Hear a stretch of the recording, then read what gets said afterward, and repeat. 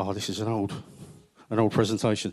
So basically, what you've got for 2022 is a brand new cell created by the FIA, tested to death, so it's proven to be very safe. It's the car that is then built around the cell. So every car you go to will have the same internal. The roll cage will be the same dimensions. You'll have the same holes to work within. So it's relevant across all the manufacturers. Inside the roll cage is the hybrid. Unlike any other form of EV motor racing at the moment, this is a fully self-contained unit. It sits behind the driver inside the safety cell. It's bolted to the safety cell. It's been, as I say, it's been tested by the teams in real time, and it's been tested by the FIA, and it's proving to be very safe. It contains everything that it needs. So there should never be any high voltage outside of that black box. It's got the battery, 4 kilowatt hour battery. It's got the inverter, the clutch assembly, and all the associated cabling and battery management system. All sits within the black box. And it's, as I say, it's proving to be very, very robust. That's what it looks like in reality. You can see where the prop goes through. You won't see much of it in the car. It sits below some steel plating, so you don't get to actually see very much. Even if you look underneath, you can't see it. It's very, very well protected. As it says, this is an old presentation, so I'm going to be a bit rusty. It contains everything. So on a normal EV car, HV car, you will find orange cables throughout the car. If you looked in a rallycross car, you will see orange high voltage cabling throughout the car. You won't see any of that on this P1 hybrid. Everything is contained within the box. If there's no problems, no faults, no issues, or no really big crashes, then we don't expect to see any voltages anywhere other than inside that box. Charging it, they can charge it as they go around using the braking, as in a normal road-going EV would, and also they can plug it in to a dedicated charger. Each garage has a charger, and they'll plug them in when they come in for service. How you tell a Rally 1 is by the markings and the lights. We've given it some lights around the top of the windscreens. There's 3 lights. We'll go into what they mean in a moment, but that's the first indicator. You're looking for a green light.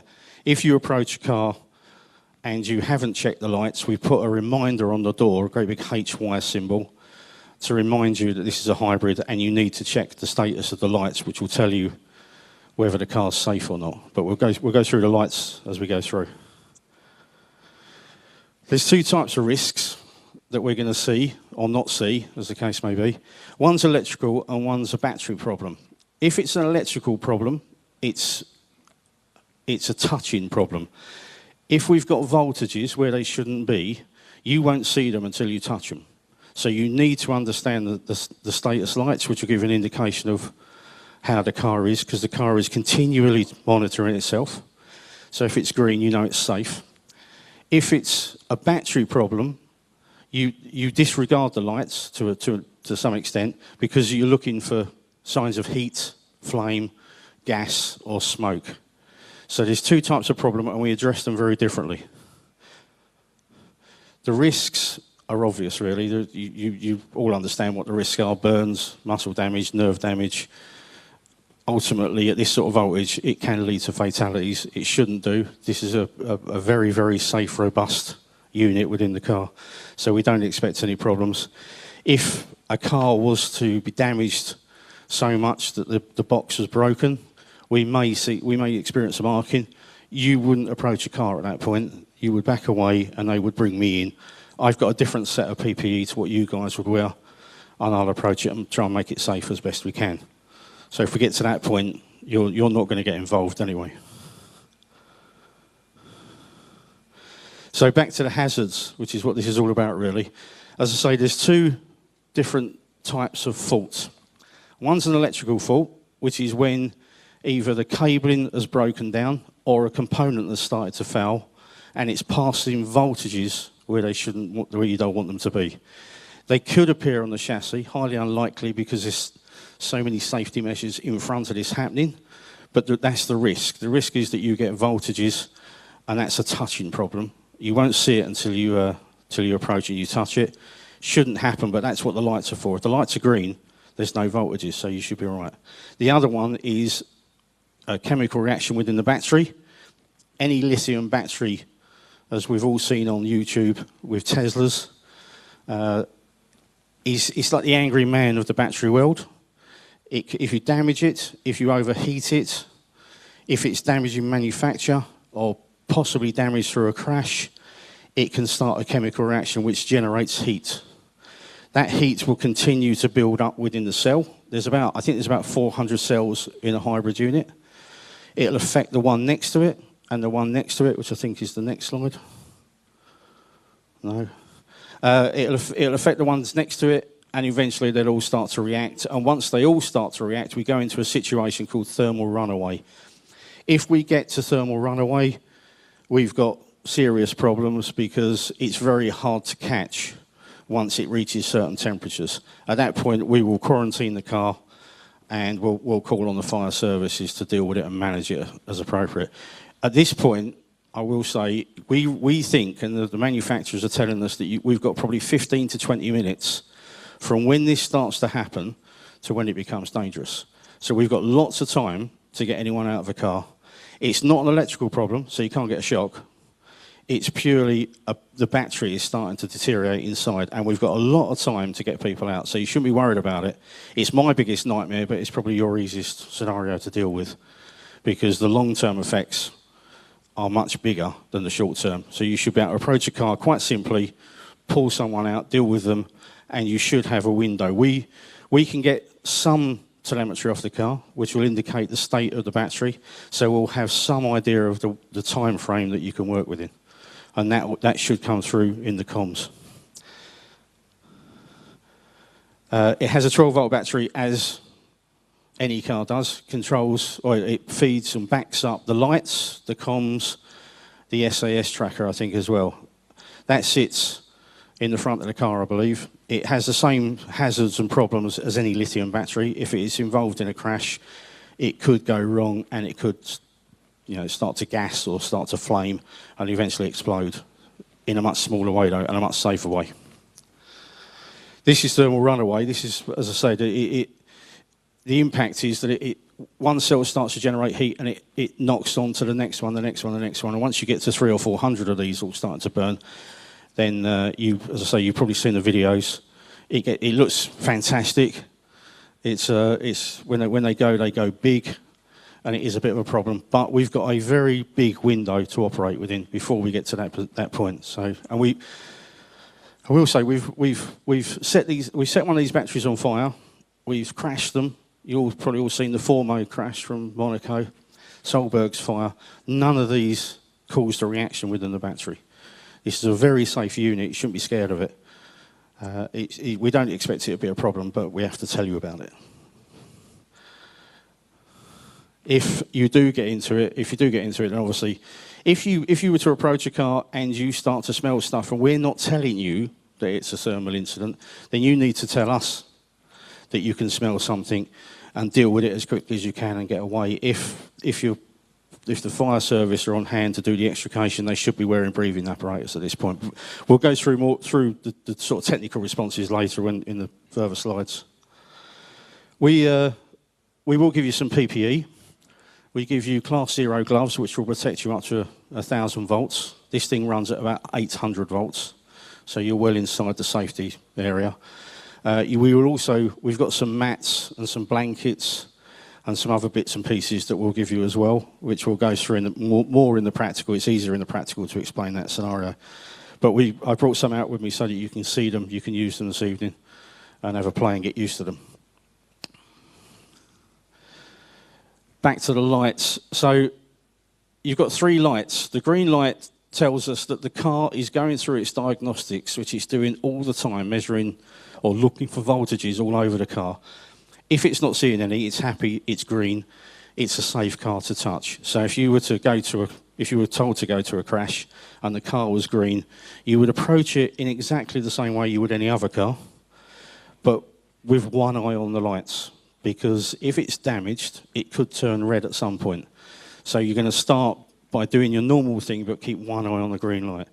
The red light, which flashes, incidentally, on no light, and you're going to treat it like it's dangerous. So if you approach a car and someone's in it, you've got to get them out, and there's no lights on it, then you need to treat it like a red light, which we'll go through the various responses later.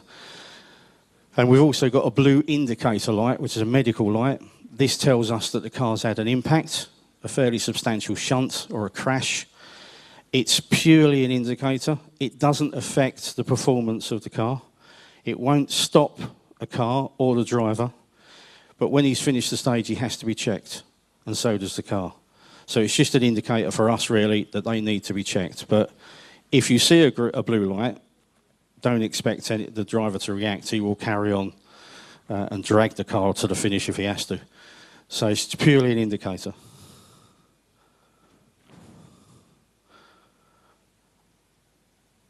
That pretty much says the same thing. These lights, they work on a 15-minute backup as well. So when you first arrive, you should have up to 15 minutes of battery life in the car.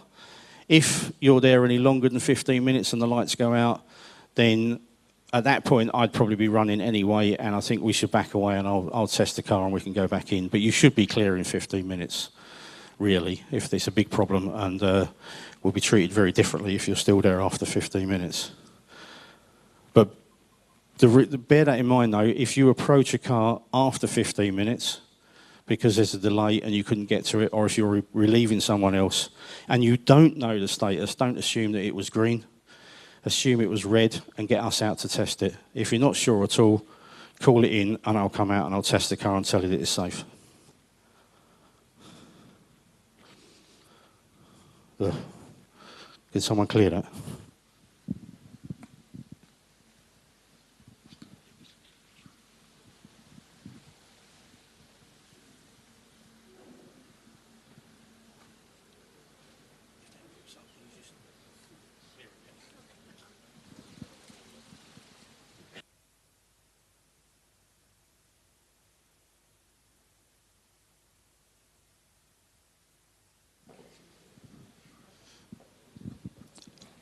Right, so as well as the red flashing warning light, there's also a sounder. So if you're working on the car and the car was to turn red, you should hear a buzzer going off inside the car. It's quite loud. You'll hear it anywhere around the car. And it's just an audible indicator that you've got a problem. Step back, reassess it, and then carry on once you've reassessed it, which will mean putting the blankets out all over the car and carrying on from there.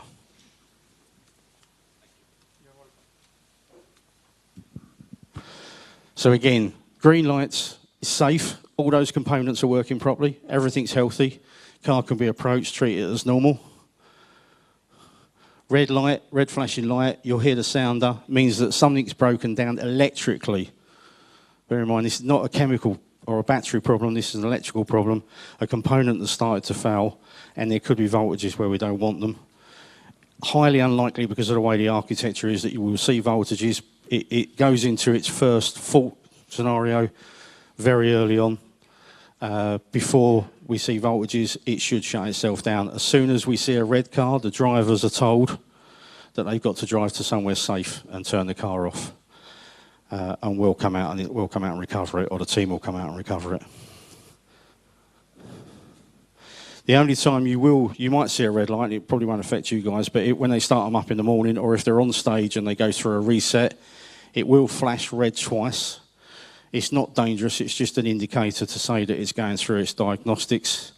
So it'll beep and it will flash twice and then turn green. If it doesn't turn green, there's a problem. And obviously they'll remove themselves from the car, switch the car off, and we've then got a red car recovery situation. But this shouldn't affect you, it's more for what happens in the garages in the morning. We won't do that because you can't hear it. So the thing with the lights is always look for the green. This is what the message we put out to the public and to marshals and to everybody else. If it's green, you can treat it as safe, but be aware. Just keep an eye on those lights. If it turns red, or if you hear the buzzer, you're going to step back and you're going to you reassess it and start again. And if you get yourself into a situation where you're not comfortable, you're going to call it in, and they'll call me to the scene, and I'll test the car and tell you it's safe or not to work on. The way we deal with the chemical or battery problems is done through the SAS tracker. So if an alarm comes in from the car to say that the batteries, it's monitoring its temperatures all the time. If some of the batteries are starting to misbehave, it will send an alarm to the driver. The driver, we get it as well, we get a text message as well as the drivers, and we get emails as well. So we're all told at the same time. He knows he's supposed to stop. He's being told that his temperatures are above the working parameters, and the parameters are still well below the danger point. So we're working in very safe windows, and he'll be told to go to somewhere safe and to stop. And that's basically saying the same thing. There's two screens, just so you're aware. The first screen is just an alarm, and at that point they're told to stop. There's a second page behind that the co-driver can start up or can look at. He can then pass us on actual temperatures of cells. That's where we derive the information as to where we are in the state of thermal runaway. If the temperatures are low, then we know we can catch it and bring it down, as we did with Solberg's car. If the temperatures are high, then we can start counting down the minutes to when we know you've got to be clear and when I need to be there, and we need briefing apparatus and things like that to carry on. Switches, there's certain switches you can operate as you approach a car. This is more for the rescue guys rather than the medics. When you approach a car, you've got a switch on the windscreen. I've got a better presentation of this, I'm sorry. But it's got pictures of the switches. They're all different on each car, and they're in the same positions, but they look very different, all indicated by the blue flash. So if you approach a car and you feel you want to turn it off because you want to make it safe for your own reasons, it's perfectly fine. Flick the switch, it will turn off to 12 volts, which will disconnect the battery from the system at the head of the battery. So at that point, you've basically got a battery and a hybrid unit in a box, which are not even talking, never mind getting outside of that box. So if you turn that switch off, it automatically opens all the contactors and makes the hybrid safe. And the car should be safe. You've also got an extinguisher switch next to it in the same position, marked by the E. This will do the same thing. It will turn off the 12 volts, which will disconnect the high voltage, and it will set off the internal fire extinguisher. And we're told that you can carry on working in the cockpit even though you've set off the fire extinguisher. It's not a problem. It's not so dense that it becomes an issue. So you can carry on. So if you feel that you have to, then by all means make the car safe before you touch it or before you go near it. I won't go through this because it will come up in the next one. It makes more sense in the next one. So what to take away from this? The first one really is that it's not obvious. You can't always see it. You should be looking for two different types of indications. If the lights are red, you know you don't want to be touching it. If the lights are green and we're telling you it's a thermal incident, then you want to be looking for signs of heat towards the rear of the car. If the car has been subjected to a fire at the back of the car, such as Solberg's in Croatia, then you would assume that it's started that chemical reaction in the battery, and so will we, which is why I say if there's a fire, they're always going to send me in with a fire truck as well. So, not always obvious. It is about using your senses and your common sense, but check the lights first, and then, or if you're told it's thermal, start looking for signs of heat around the back of the car. As it says there, the golden rules: do not touch it. Keep your distance. You can't get a shock if you don't touch it. You can't get burnt if you don't touch it, and you won't get harmed by the gases if you're nowhere near it. So keep your distance.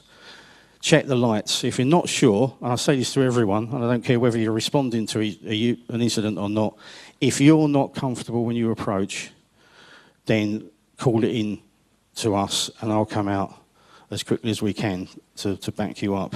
We don't want anyone going in not feeling happy or confident, and hopefully the practical that we'll go through downstairs will take away any fears that anyone might have. It is a very safe system. It's well built, well designed, and it's been tested and tested again. And we haven't had any issues. We've had red lights, but no dangerous ones. And we've had a fire, and it wasn't dangerous. So we're quietly confident that this is quite a good unit. But if you're not comfortable, then call it in, and we'll come out to you and we'll assist you on the scene and make sure that you're happy to carry on. And that's it for the first one. Let's see if you've got any questions on that. No, I can see Anita rushing round. What I'll do is I will go and set up the rescue. Oh, you got a question? Sorry.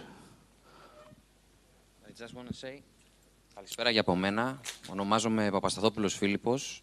Είμαι βοηθός αλυτάρχη με την κυρία Πασαλή. Είμαι συντονιστής e-safety για το φετινό Rally Acropolis.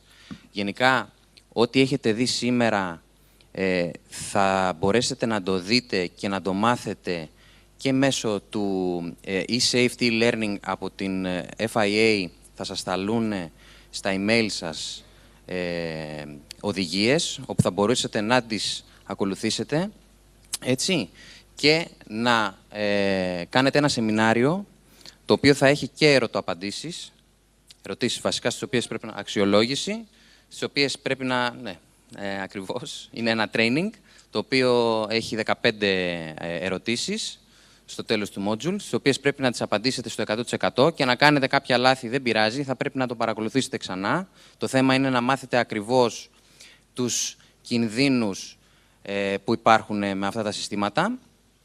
Και βέβαια, το πιο σημαντικό για σας από εδώ είναι το πρακτικό κομμάτι το οποίο θα κάνουμε έξω, γιατί έχετε κάποιες συγκεκριμένες αρμοδιότητες βάσει της θέσης της οποίας βρίσκεστε. Έτσι. Οι κριτές έχουν άλλοι, οι διασώστες έχουν άλλες αρμοδιότητες, οι πυροσβέστες έχουν άλλες αρμοδιότητες. Και είναι πολύ συγκεκριμένες και θα μας εξηγήσει ο Mr. Ryan αλλά και ο Τσέμ συγκεκριμένα το τι πρέπει να κάνει ο καθένας γι' αυτό. Ευχαριστούμε πολύ, κύριε Παπασταθόπουλε. Ο Φίλιππος έχει αναλάβει και την ευθύνη αυτού του κομματιού όλου, οπότε θα είναι ο άνθρωπος στον οποίο θα αναφέρεστε, θα μιλάτε, θα έχετε απορίες. Εγώ θέλω μέχρι να ετοιμάσουμε την επόμενη παρουσίαση να συνοψίσω και να σας βάλω λίγο στο πνεύμα γιατί γίνεται αυτό. Πιθανόν να γνωρίζετε ότι το WRC έχει περάσει πια στην υβριδική εποχή.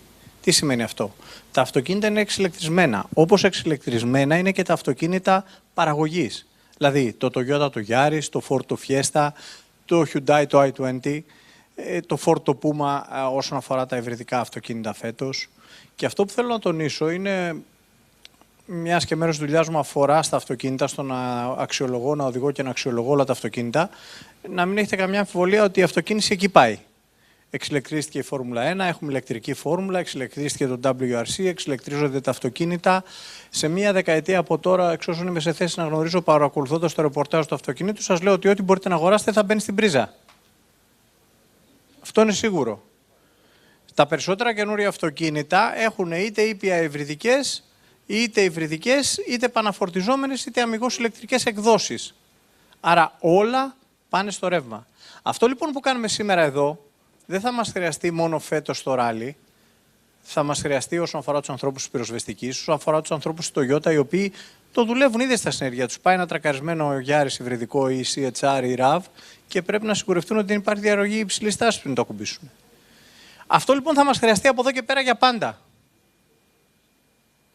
Και το νόημα αυτής της ιστορίας ποιο είναι? Ότι σε περίπτωση που έχουμε ένα ατύχημα, έχουμε μία έξοδο, υπάρχει ο κίνδυνος, το καταλαβαίνετε όλοι, από τη στιγμή που υπάρχει το υβριδικό σύστημα που διαρρέεται από κύκλωμα υψηλής τάσης, να υπάρξει διαρροή υψηλής τάσης. Αν μας χτυπήσει υψηλή τάση, είναι κρίσιμο για τη ζωή μας. Τι πρέπει λοιπόν να κάνουμε, να θυμόμαστε όλοι σε περίπτωση ατυχήματος, και αυτό ήρθαν να μας πούν σήμερα εδώ οι άνθρωποι, αυτό θα δείξουμε στην επίδειξη. Πρώτον, θα πρέπει ο εξειδικευμένος τεχνικός, αυτοί είναι οι άνθρωποι της Toyota, να μας πει ότι το αυτοκίνητο είναι ελεύθερο από ρεύμα. Μπορούμε να επέμβουμε. Αλλά ας πούμε ότι δεν υπάρχει ο άνθρωπος στο Toyota και ότι έγιναν όλα με κάποιο τρόπο που φτάσατε εσείς πρώτος. Υπάρχει ένα κόκκινο και ένα πράσινο λαμπάκι. Okay. Όταν είναι κόκκινο το λαμπάκι δεν τα κουμπάμε. Όταν δεν ανάβει κανένα λαμπάκι είναι κόκκινο. Και μόνο όταν είναι πράσινο είμαστε ελεύθεροι. Και βέβαια και ο οδηγός, ο οποίος είναι μέσα και ο συνοδηγός, αν έχουν τις αισθήσεις τους στο πλήρωμα, θα μας πούν αμέσως τι γίνεται. Υπήρξε μια περίπτωση προχθές, να δείτε, όλα τα προβλέπουμε και τελικά ερχόμαστε σε δυσκολία. Έφερε τούμπες η Αλφα Ρωμαίο του Ζου, του Κινέζου, και έπεσε με τέτοιο τρόπο που δεν τους έδινε πρόσβαση να κάνουν το neutralized οι άνθρωποι. Και αν δεν είχε τις αισθήσεις του ο Κινέζος να το κάνει, θα μπορούσε να είναι τεράστιο πρόβλημα. Γιατί το αυτοκίνητο είχε πέσει και είχε καθίσει έτσι υπογωνία, που δεν τους έδινε χέρι με τίποτα. Αυτά θα περάσουμε στην επόμενη παρουσίαση και μην διστάζετε να εκφράσετε τις απορίες σας. Εδώ είμαστε, μπορεί να θέλετε να το πείτε στα ελληνικά, θα το μεταφράσω στα αγγλικά, θα γίνει συζήτηση. Και όλη η παρουσίαση είναι έτοιμη στα ελληνικά, έχει μεταφραστεί, αποδοθεί από μένα και εν συνεχεία εγκριθεί από τη ΦΙΑ, θα σας σταλεί ηλεκτρονικά. Άρα μην σκέφτεστε ότι κάτι χάσατε και να το δείτε, όλη η παρουσίαση θα σας έρθει ηλεκτρονικά, όλα αυτά που βλέπουμε εδώ σήμερα.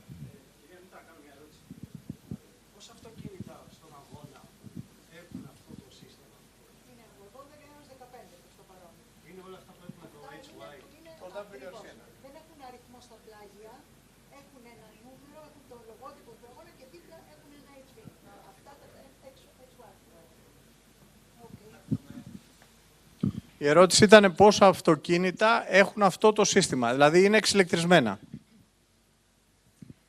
Και λέω λοιπόν ότι είναι 12 έως 15 είναι τα αυτοκίνητα των κατασκευαστών. Αυτά είναι τα αυτοκίνητα που έχουν ένα χαρακτηριστικό. Αντί να έχουν το νούμερό τους 1, 2, 3 ή οποιοδήποτε νούμερο έχουν, το οποίο έχουν μόνο στο πλαϊνό παράθυρο, πίσω στα πλαϊνά παράθυρα, στην πόρτα έχουν το λογότυπο του αγώνα και ένα HY. Αυτό σημαίνει ότι αυτό το αυτοκίνητο πρέπει να προσέχουμε όλα αυτά τα χαρακτηριστικά που είπανε στην παρουσίαση. Κόκκινο, πράσινο ή όχι φως.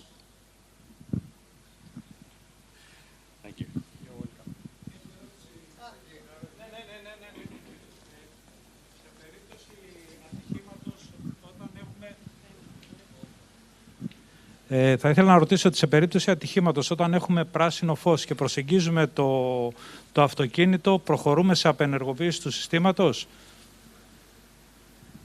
I have to translate. They ask if we have a green light and then we approach the car, we're going to disengage the system or it's okay to rescue the crew?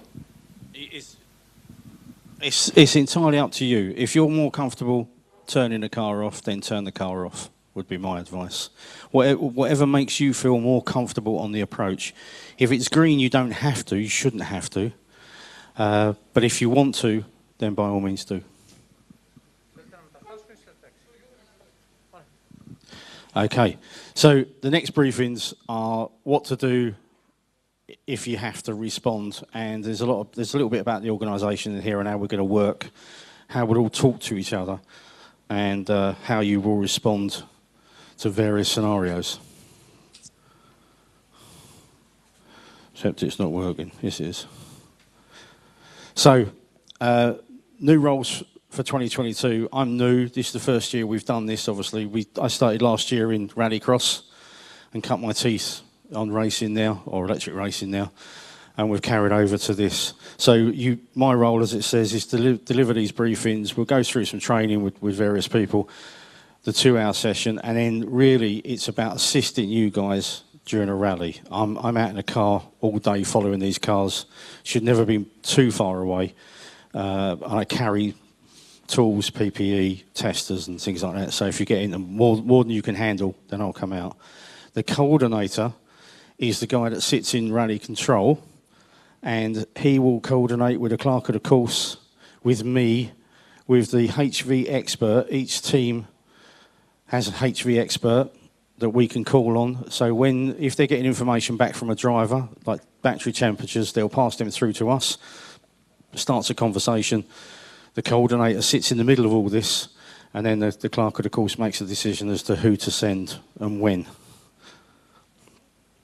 The stage commanders are, well, marshalling's changed really, because we're telling people not to approach these cars if they're red. If you were a marshal, you'll be told if you see a red car, you're not to approach at all. Call it in and call someone out. If it's green, then you approach obviously with caution.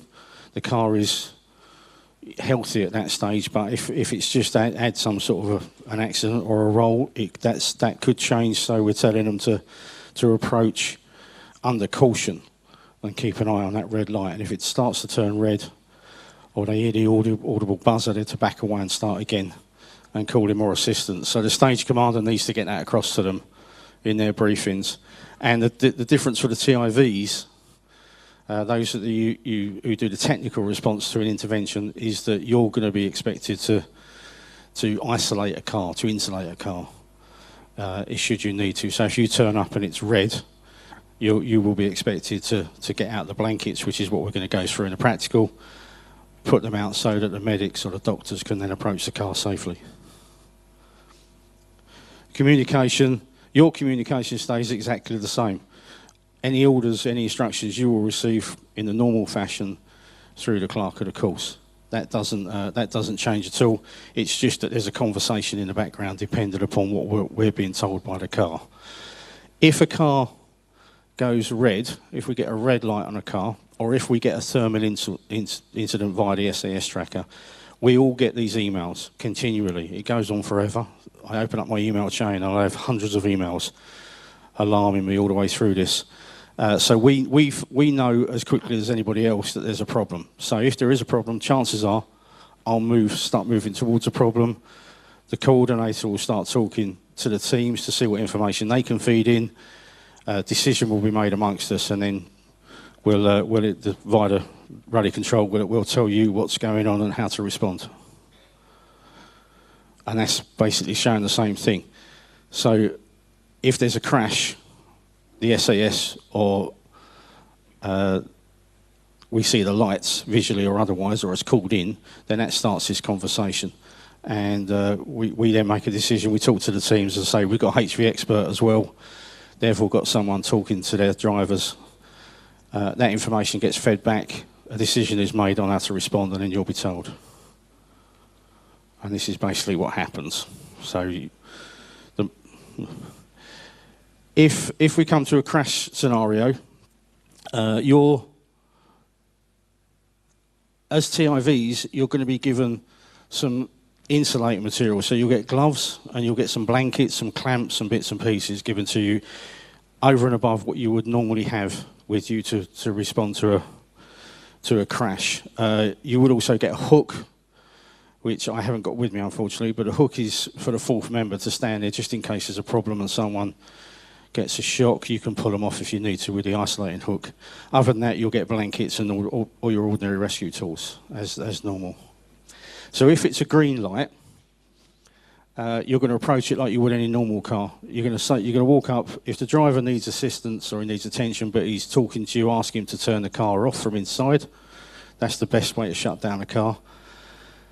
You can, if you want, going back to your question, you can hit the circuit breaker. It's entirely up to you. You don't have to, but you can do. It's probably safer to do that purely from a personal confidence point of view. And then you're going to carry out any rescue as you normally would with a normal car. Once it's completed, you shouldn't really leave a car alone at that point. If a car's going to be left unattended, we'd rather have someone with it, so call it in and we'll try and get a team out or someone or a marshal to sit with the car if you have to leave.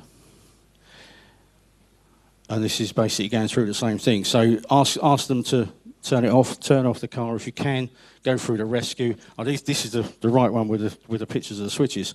So these are, for whatever reason, we've got different switches on every car. Doesn't help, I know. So some of them are ring pulls, some are little toggle switches. You lift the flap and you literally toggle the switch left and right, and that will turn it off. And the other one next to it, the ring pulls, are also the extinguishers. So if you get a chance to see the car, make yourself aware. But if not, as you approach one of these cars, make sure you're pulling or turning off the right switch, not setting off the fire extinguisher you're expecting just to be killing the power.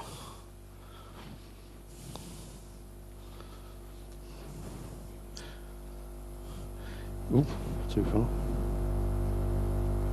So if it's red, if you get to an incident and the car's red, the first thing you're going to do is put on your PPE. So if you've got overboots, put them on. If not, at the very least, put your gloves on before you approach the car.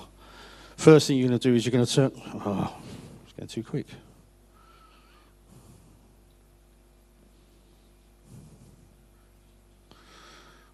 First thing you're going to do is neutralise the car by switching off the 12 volts on the windscreen. The next thing it says there is to turn off the MSD. This isn't going well, is it?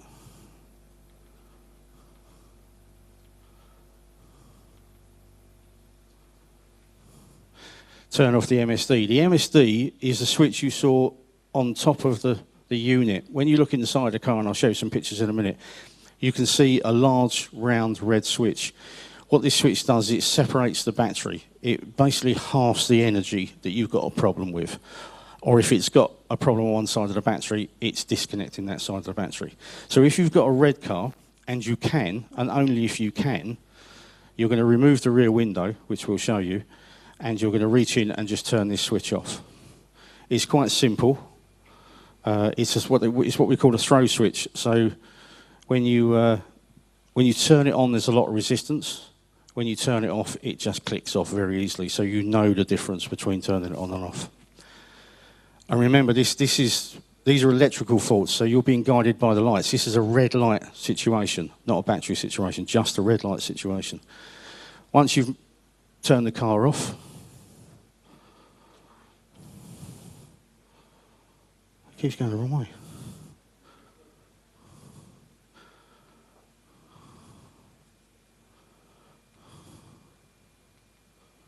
So there's the MSD switch, sits on top of the hybrid, just inside the window, as I say. We'll show you how to take the window out on a P1 car during the rally on the Thursday when we do these sessions again.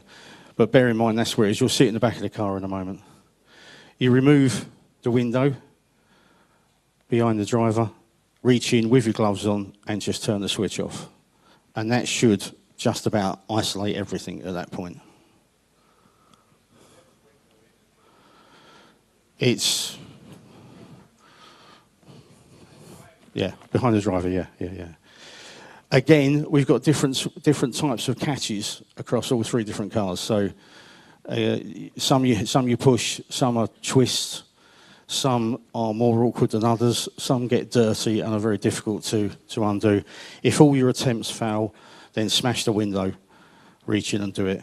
But make sure you do it. It's important that you do it, don't worry about the window. They are a bit awkward. Yeah, they're a bit fiddly. Sometimes you have to lever them out, especially if they get covered in dirt. The switch is located behind that panel there, so you know roughly where it is. So you're going to reach in and it's about 300 mil down. So it's quite easy to reach. Do so with your gloves. Just turn it off and then move away.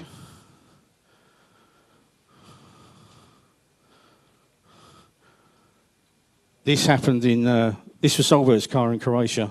We had a bit of an incident there where the switch was turned on and off because a fireman, climbed up the tree to turn the switch off.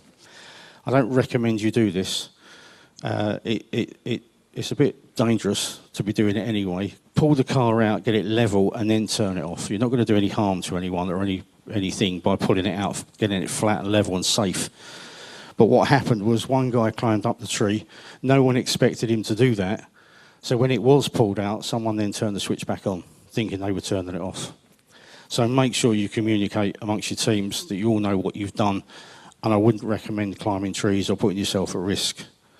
Because if that car was dangerous for any reason and you fell on it, then you're part of the problem at that stage.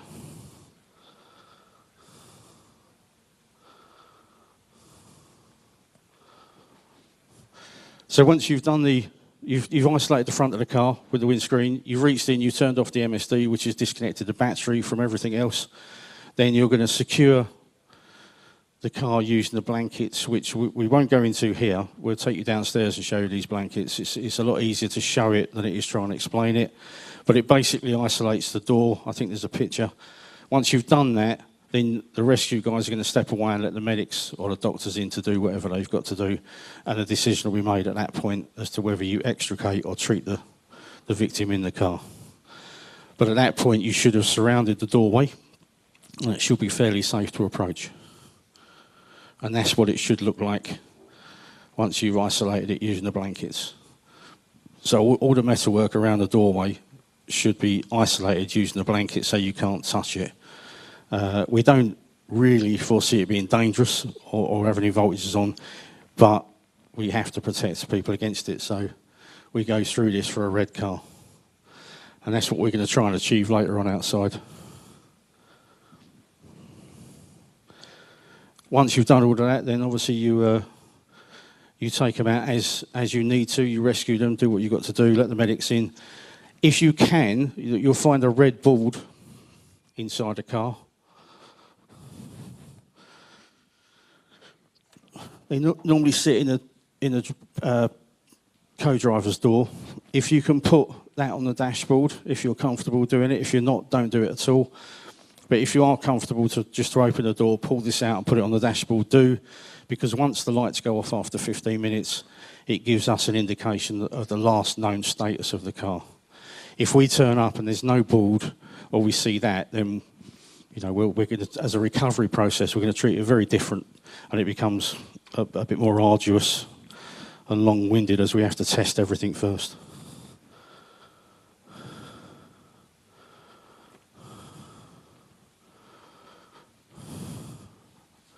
Don't get this clicker.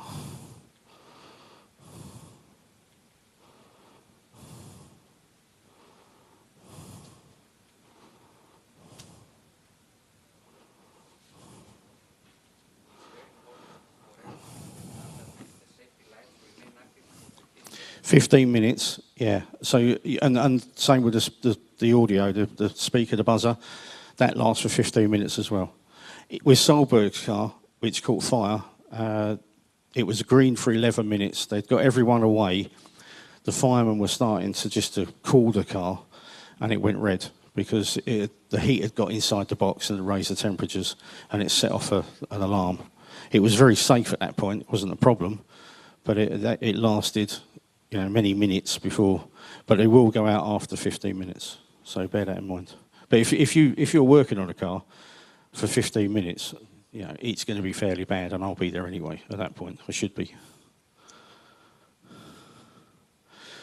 As I say, once it's, again, especially with a red car, more importantly with a red car, once you've got the crew away, someone has to stay with the car. Whether it's a marshal, if the crew are okay, the crew will stay with the car until relieved by a team member. But if not, if they need assistance and they've been taken away, somebody must stay with that car, because we've got a dangerous car. The scene has to be secured. So if you're the only ones there, you will have to stay until we turn up, or the team turn up, or you get relieved by some marshals.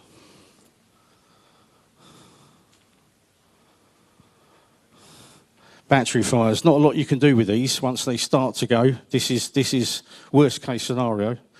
And if they've started to go, there's not a lot you can do. All you can play with is the fire extinguisher using the windscreen button and any firefighting equipment you have. You should be wearing breathing apparatus. If you believe that a car is starting to go into any sort of thermal runaway, if those temperatures are raised, then you need to put the breathing apparatus on, or the fire service do, and they need to go in and take anyone out that needs to be pulled out. You shouldn't be approaching this without some sort of protection. So if you are being told, thank you, if you are being told that we've got a thermal incident, a battery alarm, you won't see this, as I say. This is a message that you'll be given, unless you get there and you see gas, which is a white gas that comes off these batteries, or if you see heat coming from the back of the car, you won't know it. So you'll be told, report the status of the lights back, keep talking to rally control all the time, put on your breathing apparatus, turn off, hit the fire extinguisher. It won't do a lot, but it may buy you a few seconds. It really won't do a lot, but we tell people to do it anyway. Get the people out and away. We recommend at least 10 metres from a car. If we're telling you that a car is going into a thermal incident and you take crew out, you need to move them away at least 10 metres and make sure that everybody else is away at least 10 metres from that car. And obviously we'll know anyway, so the fire services and myself will be responding, so we'll come out and we'll take over at that point once you're away from the car. There is a pressure valve. That drawing's a little bit misleading. It sits underneath the unit. What happens is if there's an internal fire in the box and the pressure builds up and it starts to gas, it will release some of the gas into the car, which is a good thing and a bad thing. One, because it slows the reaction, but it does mean that you've got dangerous gases in the car. And that's why if you're being told it's thermal, you need to be wearing breathing apparatus when you approach the car. So, but if you are working in the car, be aware that you might see a plume of white smoke. If you're wearing the breathing apparatus, it's not a problem. It's just the relief valve letting out a bit of pressure, and that will slow down the reaction and buy us more time.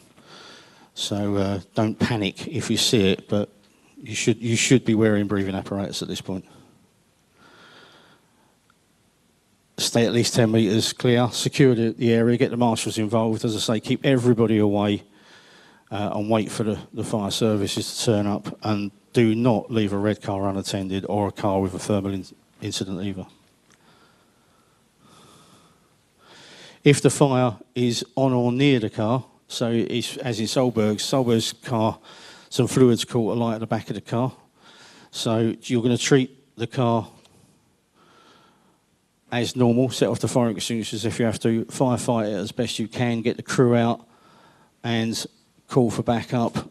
Again, at this point, it's very important that you realise any fire around the back of the car can set this battery off. So again, you're going to keep everybody clear. If you've got to get someone out of the car, 10 metres clear. Even if you don't suspect it being a problem, just get clear anyway, because it could happen. And if it's been subjected to a lot of heat, it could happen very quickly. We will have some indication as well from the telemetry, well, what telemetry we get back from the drivers. If it's directly outside the hybrid, firefight it in the normal fashion, but we don't advise putting jets of water onto the unit. It is waterproof. It has been submerged.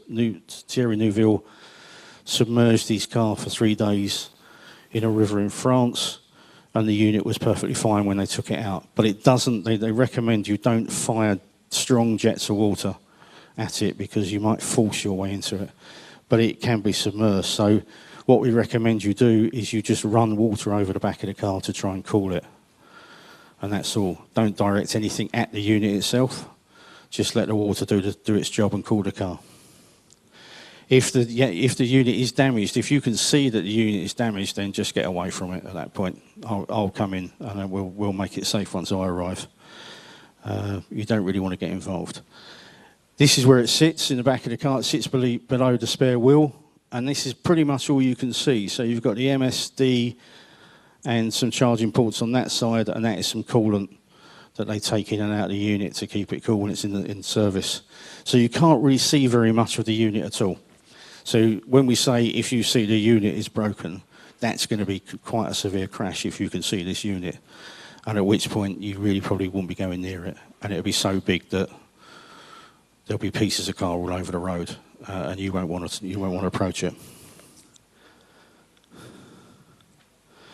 As it said there, do not start using water on the unit. These units are strange beasts, in so much as a small amount of water is more dangerous than a lot of water. Yeah, thank you, David. Sorry, just a minute. We have the Deputy Minister of Sport, Mr. Avianakis, from the government. He's just going to say hello. All right. Κύριε Υπουργέ, σε εσάς.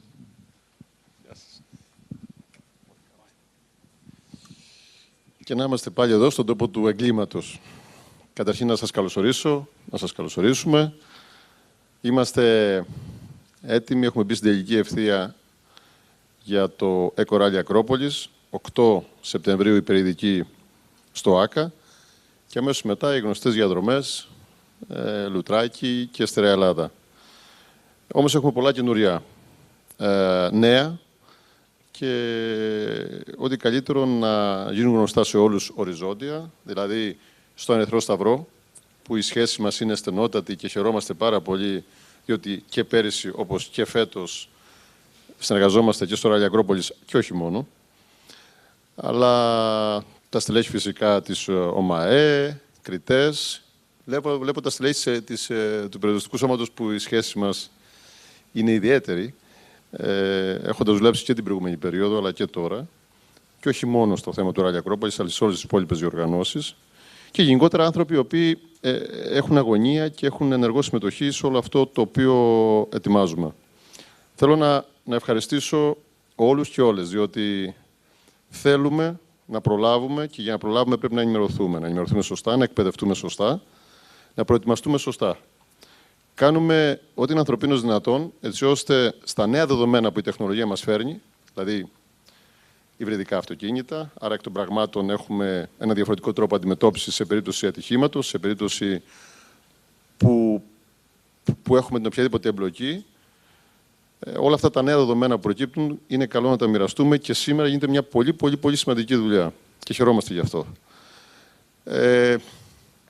Ξέρετε, είναι μεγάλη ιστορία αυτό που ξεκινήσαμε πριν 1,5 χρόνο, δειλά-δειλά, αλλά τελικά το έχουν πιστέψει πολλοί. Βλέπω τον πρόεδρο και χαμογελά, τον κύριο Μιχελακάκη. Έτσι, δεν το πίστευε κανένας, όπως ο κύριος Πουρνεράκης με τα στελέχη της Οργανικής Επιτροπής, ή η Ανίτα.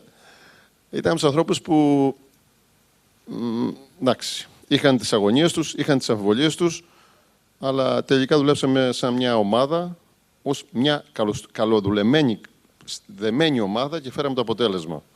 Αυτή η ομάδα μεγάλωσε, μεγαλώνει ακόμη περισσότερο και χαιρόμαστε γι' αυτό. Αυτή η οικογένεια του μηχανοκίνητου αθλητισμού αυξάνεται και πάντα με τις υποδείξεις των ειδικότερων και σε θέματα αυτοκινήτων, ειδικά η Toyota που έχει μεγάλη γνώση και εμπειρία στα θέματα αυτά, αλλά και με τα στελέχη, τους κριτές δηλαδή, που είναι βασικοί, θα έλεγα, υποστηρικτές όλη αυτή την προσπάθεια της εξέλιξης που κάνει η Ομοσπονδία σε συνεργασία με την Οργανωτική Επιτροπή και φυσικά με την υποστήριξη του Υπουργείου.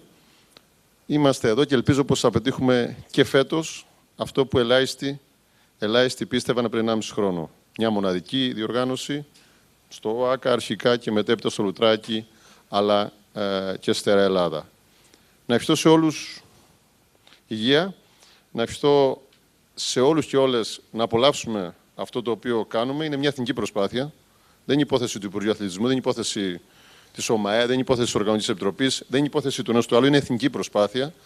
Η προβολή που θα τύχει για άλλη μια φορά η χώρα μας θα είναι πολύ σημαντική και τα ωφέλη θα είναι πολλαπλά.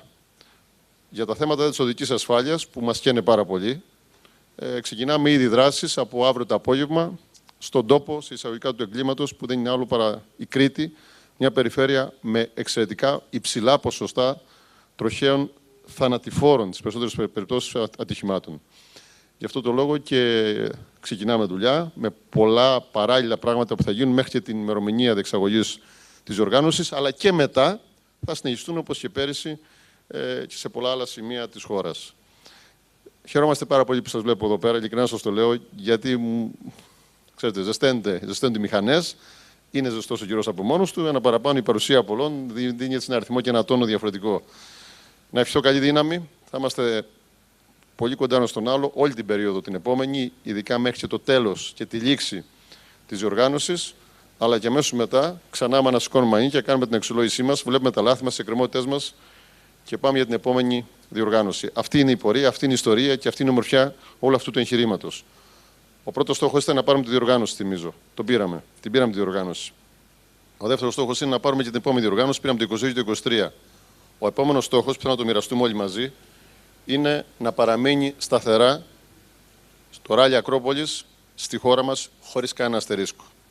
Εκεί που μας είχαν outsider, εκεί που μας είχαν, όπως λέμε, κοινό στην απέξω και δεν μας υπολόγιζαν, τώρα όχι απλώς μας υπολογίζουν, αλλά και μας θαυμάζουν. Είναι στο χέρι μας να πετύχουμε αυτό που φάνταζε ακατόρθωτο, αδιανόητο, εξωπραγματικό πριν 1,5 χρόνο. Θα το πετύχουμε όμως. Να είστε καλά, καλή συνέχεια και συγγνώμη για τη διακοπή. Δεν μπορώ να μείνω ότι έχω να πάω σε μια πρεσβεία που με περιμένουν, αλλά είμαι βέβαιος ότι η δουλειά που βγαίνει είναι πολύ σημαντική. Και θέλω να πω επίσης ένα μεγάλο ευχαριστώ και στην αθλητική οικογένεια της χώρας μας, όπου σε συνεργασία με τον Ελληνικό Ερυθρό Σταυρό ξεκινήσαμε πριν 15-20 μέρες περίπου τη συγκέντρωση ανθρωπιστικής βοήθειας, όπου μόλις σήμερα το πρωί 3 φορτηγά, 30 και πλέον τόνοι τροφίμων, αγαθών που χρειάζεται ο ουκρανικός λαός μπήκαν στον δρόμο για να φτάσουν μετά από 4 ή 5 μέρες το πολύ στον προορισμό τους. Εκεί πραγματικά το έχουν ανάγκη οι άνθρωποι αυτοί, που βεβαίως ζουν στιγμές τραγικές, και εμείς ως κοινωνία, ως ενεργό κομμάτι της ελληνικής κοινωνίας, η αθλητική οικογένεια με το σώμα του Ελληνικού Ερυθρού Σταυρού δουλέψαμε μαζί με τις διοικήσεις των κατατόπους αθλητικών μας κέντρων, του ΆΚΑ και των υπολείπων σε όλη τη χώρα, αλλά και πολλών αθλητικών παραγόντων, αλλά και οικογενειαρχών που απλώς ενεργοποιήθηκαν και έσπευσαν να βοηθήσουν και εκείνοι με τον δικό τους τρόπο σε αυτή την προσπάθεια, συντώθηκαν αυτά τα αγαθά και σήμερα πήραν τον δρόμο τους. Θέλω να πω για άλλη μια φορά ένα δημόσιο ευχαριστώ για τη συνεργασία όλων, ώστε να βγει για άλλη μια φορά η Ελλάδα περήφανη, δυνατή και μπροστάρισα σε μια κρίσιμη στιγμή για την ανθρωπότητα. Σας ευχαριστώ πολύ. Καλή συνέχεια.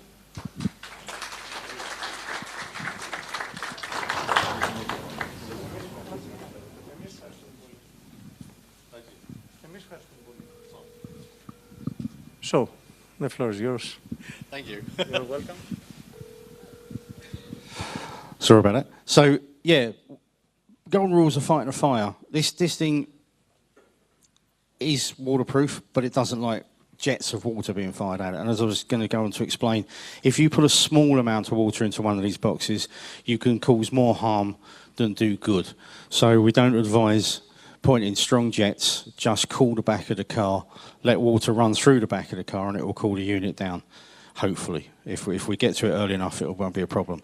But do not stand there firing strong jets of water at it. It's the last thing that it would want. If it is obviously in a really bad way, if there's been a big crash and you believe that the box might be broken, then obviously you're not going to put water on it. You're going to call me, we'll come out and we'll deal with it once I arrive. The other thing to remember is that these batteries can reignite for weeks. The record is a Chevrolet Bolt in America that reignited after 6 weeks. So don't assume if it goes out or there's no flames or you think it's under control that that's it.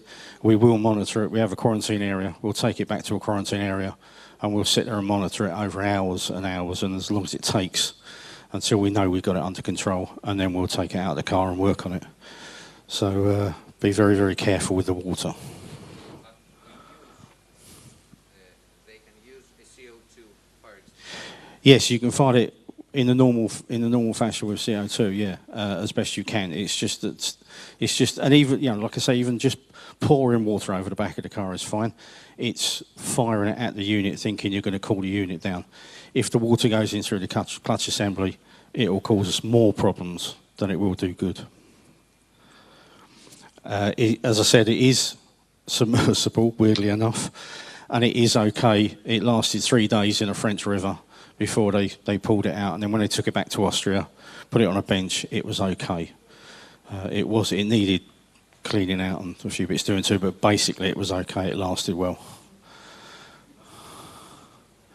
Chemical spillage, just treat them as normal. There's nothing different to this, to a hybrid, as there is with a normal car, unless we get the battery box broken open. When we might get some electrolyte from inside the batteries, it won't be very much. It's a small battery, so we're not expecting this to be a problem. And if we've got the batteries exposed in that way, then we've got a much bigger problem on our hands than the small chemical spillage, and you're not going to touch it anyway. So for the medical team, how do you respond to these? It's the same risks, 800 volts for you as it is for anyone else, so make sure that the rescue units do their job first in isolating the car. Make sure you're happy and confident as you approach the opening that the car has been covered and that it's okay. It's all the same risks. Don't touch it if you're not sure. Nothing changes. You don't get any PPE. You will be given some gloves, but you don't get anything special. So as you get out of the car, you're going to put some gloves on, just in case the guys ask you to assist with something. And then when you go in to deal with a victim, you're going to wear gloves at all times when you're dealing with someone as best you can. We'll talk you through what you can and can't do when we get you down by the car. But if you assume the worst and wear your gloves at all times, it is awkward. Everybody says it. They're horrible to wear. But you just got to sort of do the best you can under those conditions. But there's no magic to this. It's just a pair of gloves. If the car is green when you approach, we recommend you wait for a TIV, which in this, you guys travel in combined units anyway, so you're going to arrive together, so this doesn't really apply to you. But wait for the TIV to do whatever they're going to do. If they're going to make the car safe, let them do it, and then you approach. If it's red, it's quite simple. Put your PPE on and then wait for the TIV to finish. So once the technical guys have gone in, they've isolated or insulated the opening and made it safe for you to approach, you don't really get involved. There's no. You can talk to the victim, see if you can assess what their injuries are, that sort of thing. But you don't touch the car. You don't try and enter through the co-driver's door or anything like that. You can look through the windscreen, talk to them, assess them, and direct the rescue guys as to which side of the car you want the crew out of first. So if the co-driver's in a worse state than the driver, then obviously you're going to have to assess them and tell them no, that doorway first, because the co-driver's coming out. But you don't get involved until those guys have isolated that doorway. And then you step back. Don't shake your head. Yeah, you step back, or they'll step back, and then you check their work. It's quicker for you to check their work then to make you comfortable than it is for them to start again. So take a second, check what they've done. So long as you're happy, then you go in and do what you've got to do. But in the first place, you wait for the TIV. We put it like this because in lots of places they're in separate vehicles, and you might be there first. And if that's the case, then you've got to wait for the second vehicle to turn up and let them do their job. So, it's play it cautious for the medics until the technical guys have done their job. It's gone the wrong way again.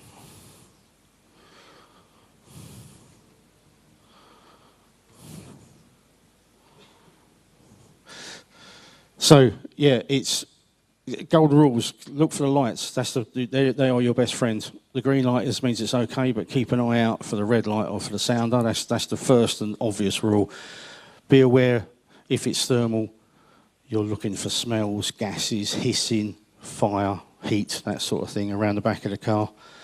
Let the TIV do their thing and then check it, and then continue and do what you have to do on the crew. If they need extricating, I believe the technical guys will do the extrication here, so you're going to step back again and let them do the extrication and then deal with the victim once they're out of the car.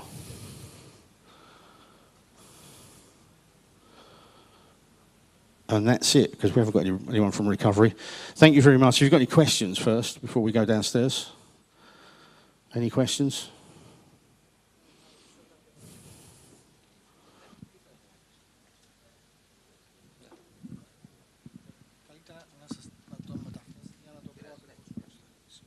Λοιπόν, ευχαριστούμε πολύ για την παρουσίαση. Ήθελα να ρωτήσω κάποια πράγματα. Η μπαταρία είναι μέσα σε κάποιο κάλυμα μεταλλικό, πλαστικό που αντέχει στην πρόσκρουση και έχει μια ιδιαίτερη αντοχή? Ένα. Δύο, στις περιπτώσεις που έχουμε να κάνουμε μια διάσωση, όπως ξέρετε οι πυροσβέστες θα πάνε να προσπαθήσουν να απεγκλωβίσουν το πλήρωμα. Θα πρέπει να περιμένουν να γίνει η απενεργοποίηση από κάποιους της διοργάνωσης? Μπορούν να το κάνουν οι ίδιοι? Και μετά από αυτό μπορούν να κόψουν οπουδήποτε χρειαστεί? Υπάρχει και κάποιο άλλο μέρος πέραν της μπαταρίας, π.χ. ένα καλώδιο ή κάτι που έχει ρεύμα σε υψηλή τάση και θα τους επηρεάσει και εκεί απαγορεύεται να κόψουν? Και ένα ακόμα, στην περίπτωση της φωτιάς, έχετε υπολογίσει πόσο νερό χρειάζεται και για πόση ώρα για να σβήσει τελείως? Αυτά. So we have 3 questions. I'll start with now regarding the material.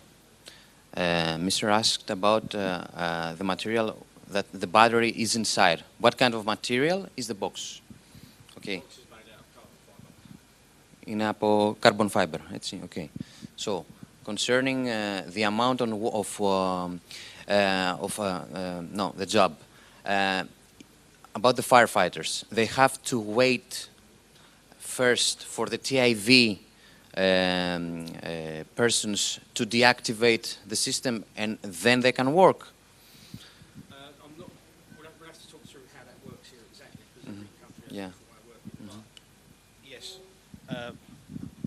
Yeah. So the TIV will do the approach. They will neutralise the car. They may be firemen. I don't know. I don't know how it works here. Πρώτα, θα πρέπει η ομάδα των τεχνικών, οι οποίοι έχουν την αρμοδιότητα να απομονώσουν το αυτοκίνητο, να κάνουν αυτήν ακριβώς την εργασία, και μετά η όποια ομάδα ακολουθήσει, είτε είναι πυροσβέστες, είτε είναι γιατροί, να μπορέσουν να δουλέψουν πάνω στο αυτοκίνητο. Έτσι.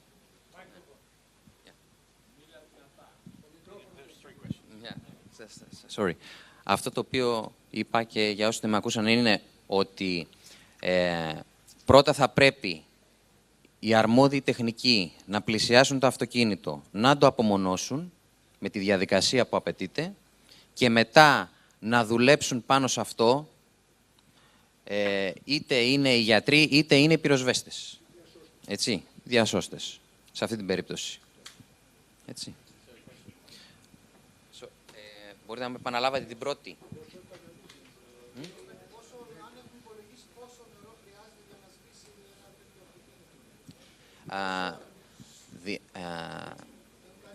They ask if you have done some tests, you have run some tests about the amount of water needed for the fire to be... Yeah, we haven't, the FIA or the manufacturer hasn't done any tests on this particular battery set as far as I'm aware, but Tesla, as an example, recommend, I think it's anything between 12 and 15,000 litres of water over probably a 2-day period. So we're talking, to actually put a fire out, well, you can't put the fire out, you're just going to let it burn to dust. I went to a battery burning in Spain recently. We tried all the latest extinguishers that we could find on these things, and all it did was brought us, the best case was about a 2-minute window where it stopped the flame, and then it reignited. We submerged them in water, and hours later they were still boiling, so they were still reacting, even though they'd been submerged in water for literally for hours, probably 2 or 3 hours. So that's why we've taken the view that we won't fight this with water, because of getting the resources to some of the scenes are going to be difficult. So we will make safe the car as best we can. The unit should contain it for a length of time, and if we're cooling it after that rather than fighting the fire, we shouldn't need so much water, and we should be able to sort of manage the situation until we can make it safe enough to move to a proper quarantine area where it can sit for as long as it needs. Καταλάβατε ότι ο χρόνος, δηλαδή μπορεί να έχετε ένα time window, κυρίως με τους πυροσβεστήρες, όπου θα είναι περίπου 2 λεπτά. Γιατί η μονάδα αυτή, όπως έχει αναφέρει και εδώ ο Mr. Ryan, μπορεί να κάνει reignition και να καίει και να καίει και να καίει. Έτσι. Ακόμα και με πολλά λίτρα νερό που μπορούν να ρίξουν. So I have a question from the technical director of Toyota Hellas, Mr. Ilias Karaiskos. He's watching us via live streaming, and he wants to ask something. He asked about the temperature at the battery. Can you tell us approximately what figures are we talking about? And the other question is, can we check the temperature with a thermometer of laser? Right, so I'm told reliably from the manufacturer that the temperatures these batteries run at is about 45 degrees up to about 60 degrees. Thermal runaway in a lithium battery starts at anything over about 90 degrees and becomes a problem at about 110 degrees when we can't stop it. So we're well within safe parameters is what we're being told. And the second question was, can we test for temperatures?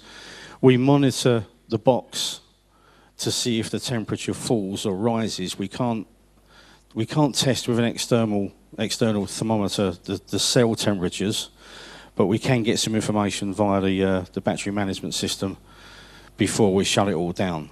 But after that, we can only monitor the temperature of the box and see which way the whole unit is going, whether it's going up or down, not the individual cells.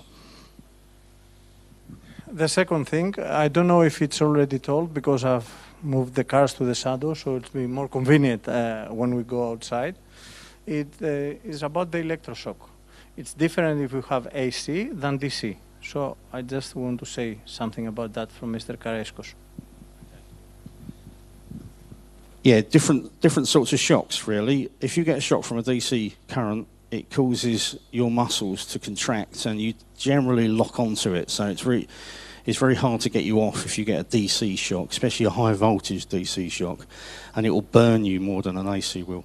Because of the way AC works, it's an alternating current, the sine wave goes through 0 volts very quickly. I don't know what the frequency would be on one of these, but it basically it gives you a chance to get your muscles will open up, and it gives you a chance to be thrown away by the opposite sine wave. So 2 different types of shock.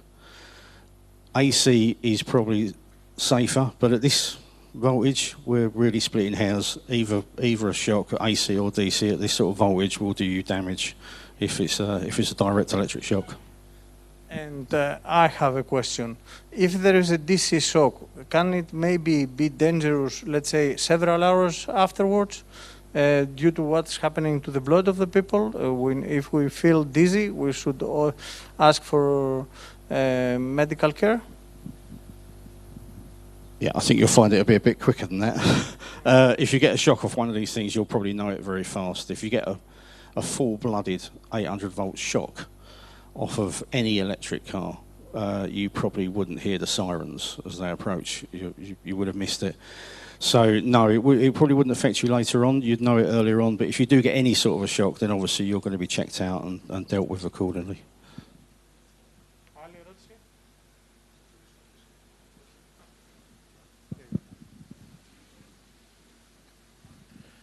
When dealing with a crash, who is responsible to coordinate any incoming cars that have started the stage after the car that crashed?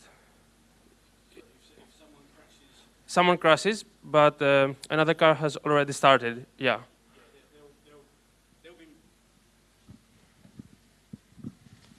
They'll be made aware that there's something going on in front of them in the normal fashion. So if a crash goes off in front of them, they would expect to see the OK board or a driver signalling OK. If not, they are told to stop anyway. They know what to do. Drivers get a different briefing. They know what to do if they come across a dangerous car or if they're in a dangerous car.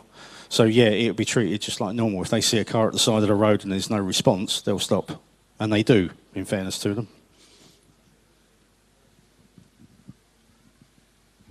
Καλησπέρα. Ονομάζομαι Μαριόλης Δημήτρης, είμαι από την ελληνική ομάδα Διάσωσης Αττικής. Η ομάδα, εκτός από πέρσι, αρκετά χρόνια καλύπτει το Rally Acropolis στη διάσωση και αντιμετωπίσαμε πάντα το εξής. Αν χρειαζόταν κάποιος ιατρική βοήθεια, περιμέναμε το γιατρό να έρθει στο σημείο και δεν επεμβαίναμε εμείς, αν χρειαζόταν ιατρική βοήθεια. Τώρα τα αυτοκίνητα θα έχουν το μπλε φως, αν χρειαστεί βοήθεια. Το μπλε ανάβει στα 15G και μετά, σωστά? Έχει δυνατότητα να τα ανάψει ο οδηγός από μέσα, αν χρειάζεται ιατρική βοήθεια. Και αν είναι μπλε το φως, ενεργός σαν πράσινο.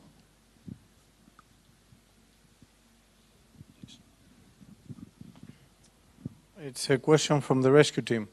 It says that they're covering Rally Acropolis for several years. They ask, do they have to wait for the doctor? Or if it's a blue light, more than 15 Gs, they have to try to help the driver. And is it possible the driver switch on the blue light? Can he do that? And what they do in such a case? No, the blue light is triggered from some sensors inside the car, so the drivers can't turn it on and off. There's nothing we do about the blue light. As I said before, they'll just carry on to the end of the stage. It's purely an indicator that tells them that they need to be checked and us that we need to look at the car. So someone will plug the car in just to make sure the hybrid's okay following an impact. But it doesn't affect the performance of the car. They will race to the end of the stage and drag it across the line if they have to. It's up to them whether they stop on stage. If they've hurt themselves, they'll have to stop. But otherwise, for us, it's just an indication. Any more questions? No? So, Jem, the medical delegate, wants to show you some extrication videos. Καλησπέρα σας. Some of you may remember me from last year. I'm the medical delegate. My name is easy to remember. Whenever you have a traffic jam in Antennes, you will remember me. so it's easy to pronounce. I will just show you, and I don't want to talk a lot. I will just show you a couple of videos and we go to the training afterwards. Do you have the pointer? Okay, perfect. Thank you. I suppose it goes like until I...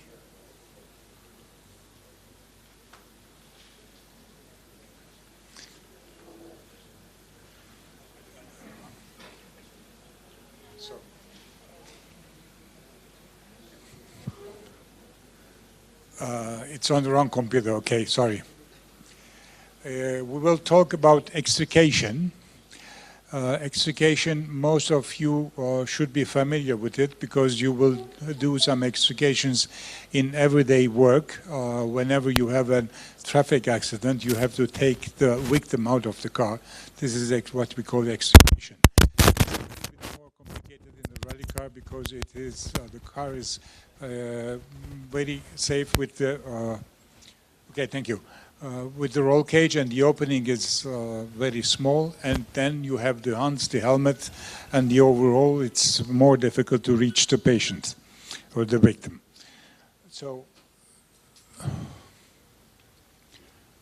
if I can find the correct switch.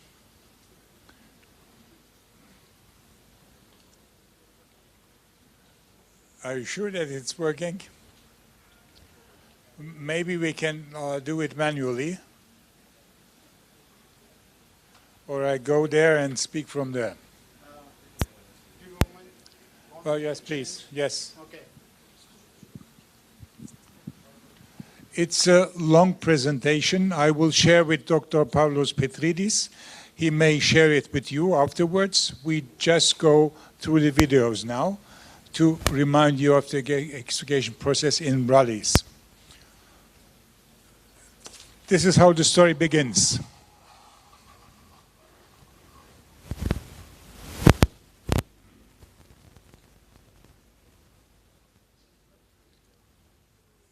There are many aspects you have to consider. I don't want to go into details. You will have a real issue with the spectators, but this is another subject. We just continue. Pavlos, please. Next slide, please. Removing a victim from the vehicle after an accident because the driver is not able to do so, or he must not do so. This is the definition of extrication. We have to do it fast. We have to do it safe. We have to allow medical care to be given during this process, and we should not aggravate or create any new injuries. So it should be definitely done under the supervision of the physician on scene. Continue, please. Next slide. Next. It's in a workflow. You arrive at the scene, you assess the victim, you begin with the care, you may think of relocation of the car, and then you decide on the extrication procedure, what kind of extrication you want to do. You safely remove the victim from the car, and then you make an evacuation. Next slide, please. Thank you, David. We actually, principally, we have three types of extrication. One is the emergency extrication, which means speed comes before safety. We have a life-threatening situation. It might be fire with an unconscious driver. It might be a cardiovascular collapse, blue lips, no response, no breathing. So you have to take the driver out within 15, 20 seconds. This is the emergency extrication. The second extrication method is the extrication without tools, but with manual inline immobilization. This means we have to take care of the cervical spine. So this means we have to remove the helmet, we have to remove the hands, we have to put on the cervical collar and take him down, then slide him onto the spinal board out of the car. This should take 2, 3, maybe 4 minutes. It's a rapid extrication, but it is a controlled one. If we have an unconscious patient, a heavy impact, or a conscious patient who is complaining of severe back pain with some extension to the legs or even have some loss of senses in the legs. This means you have a spinal injury, then you should have a full spinal immobilization, and we do it with the CAT. In most rallies so far, we didn't use the CAT. We didn't need to use the CAT, except of last year in the safari, where we had a spinal injury or complete dissection of the spine, so we had to use the CAT. Usually the paravertebral muscles are stiff enough to have a safe removal from the car. Next slide, please. The best way of doing an extrication is always remember is the assisted self-extrication. The victim is conscious, you have good response from him, you can try, okay, now let's try to get out of the car. Somehow he will work himself out of the car. If he has severe pain and cannot move, then you go with your active involvement. Next slide, please. Next. Emergency extrication, next, please. We go directly to the video. It's just 15 seconds. We do it with a modified Rautex maneuver. I will show it afterwards in a slow motion so you can see it much better.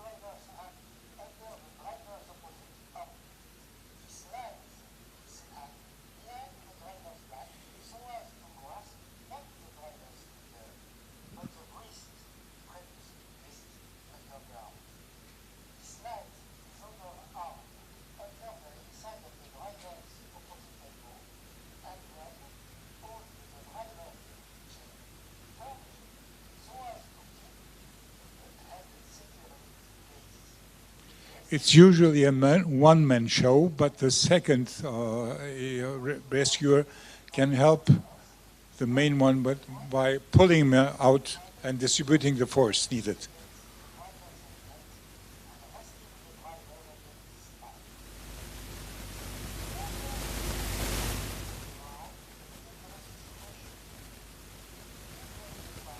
Okay, David, can we please show it once more? Can you go back and go forth again?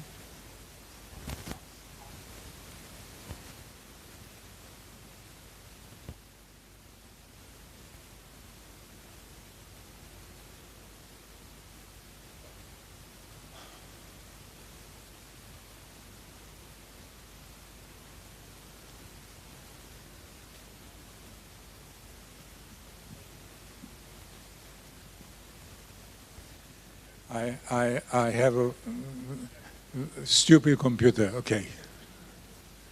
It wants me on its side. Okay. Once again, no breathing, no response. Disconnect every audio system or interconnect. Check the feet. Remove the belt.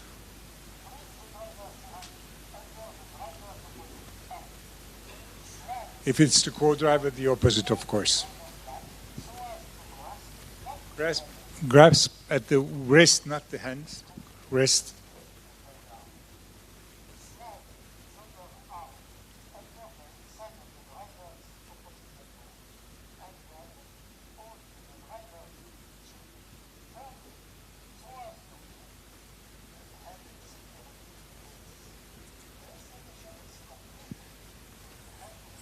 This maneuver can be also used if you have to take the victim out onto the spinal board. It can be the same maneuver.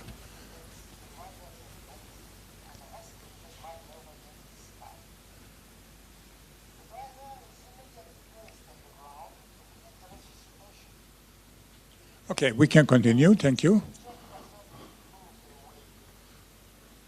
Now we have a controlled extrication. One slide more, please. One slide more.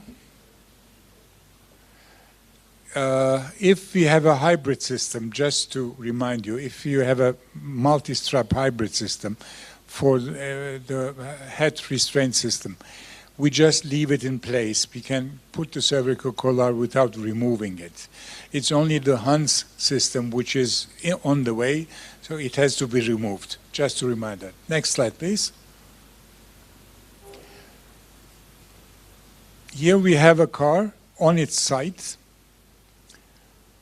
So we have to relocate, put it on 4 wheels, and then extricate with spinal immobilization.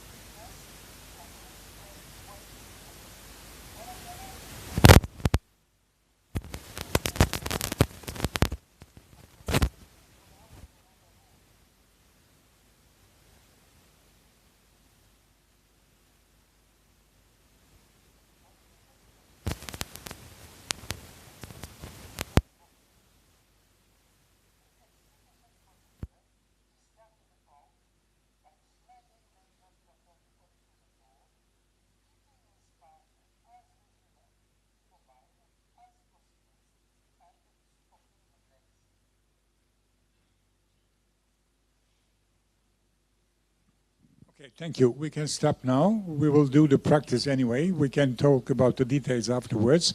If there are any questions, I can happily try to answer them. Okay, then we can go to the practical part of the seminar, so to say. Any arrangements?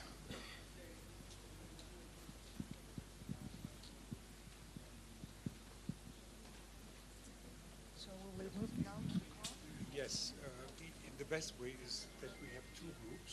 One group does the insulation, the other group does the extrication. Then they switch. And in each one volunteers, I suppose. Yes, of course. And in each group, only for the extrication we need the volunteers, not for the insulation.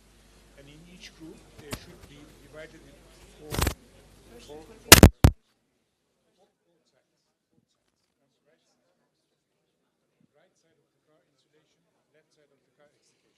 Λοιπόν, θα μεταφερθούμε τώρα στον χώρο που...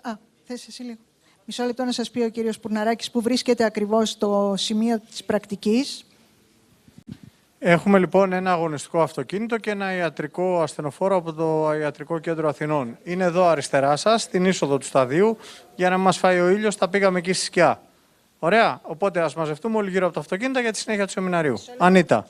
Να εξηγήσω. Και θέλουμε κάποιους από εσάς να προσφερθείτε σαν ομάδα. Από τη μία πλευρά του αυτοκινήτου θα κάνουμε την απομόνωση και από την άλλη πλευρά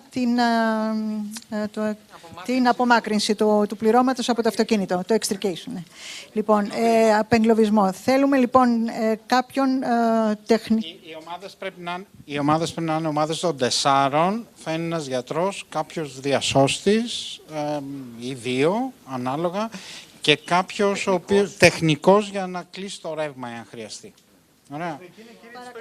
Ναι, δεν διαφωνώ. Εγώ θέλω ομάδες των 4. Αυτό. Δεν θα έχουμε μικρόφωνο κάτω. Αν θέλετε να... Θα έχουμε κάτω, τέλεια. Okay. Μπαίνω, εσύ, εγώ. Εσύ. Έχει εκεί, θα έχει μικρόφωνο εκεί. Μικρόφωνο όμως λίγο και να ακούγεσαι.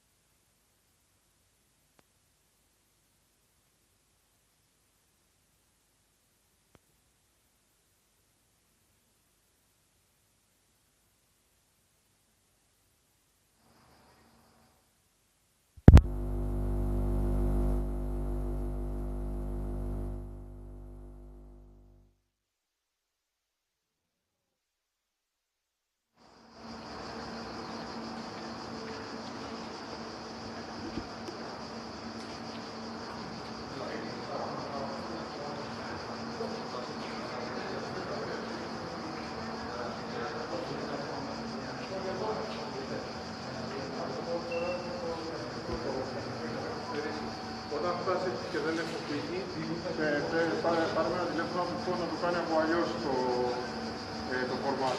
Θα του εξηγήσουμε πώς μπορεί να το κάνει. Το πατήσιμο μπορεί να το πεις μέσα όπως το πάνε. Δεν ξέρω, τώρα κατέβαινε, γιατί είναι πάει. Εντάξει, έγινε. Για δοκιμάσαι μουσικά.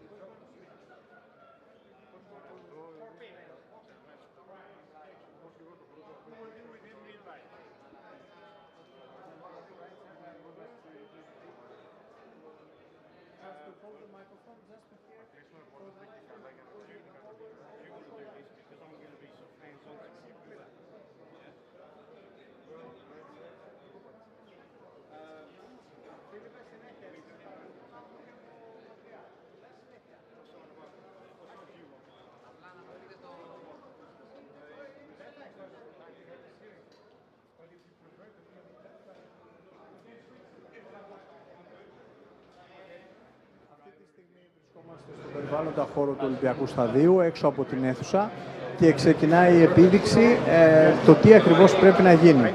Είναι ο FIA Media Delegate, ο κύριος Σεμ, και υπάρχουν ομάδες των 4 διασωστών οι οποίοι θα συμμετέχουν και θα κάνουν live την επίδειξη.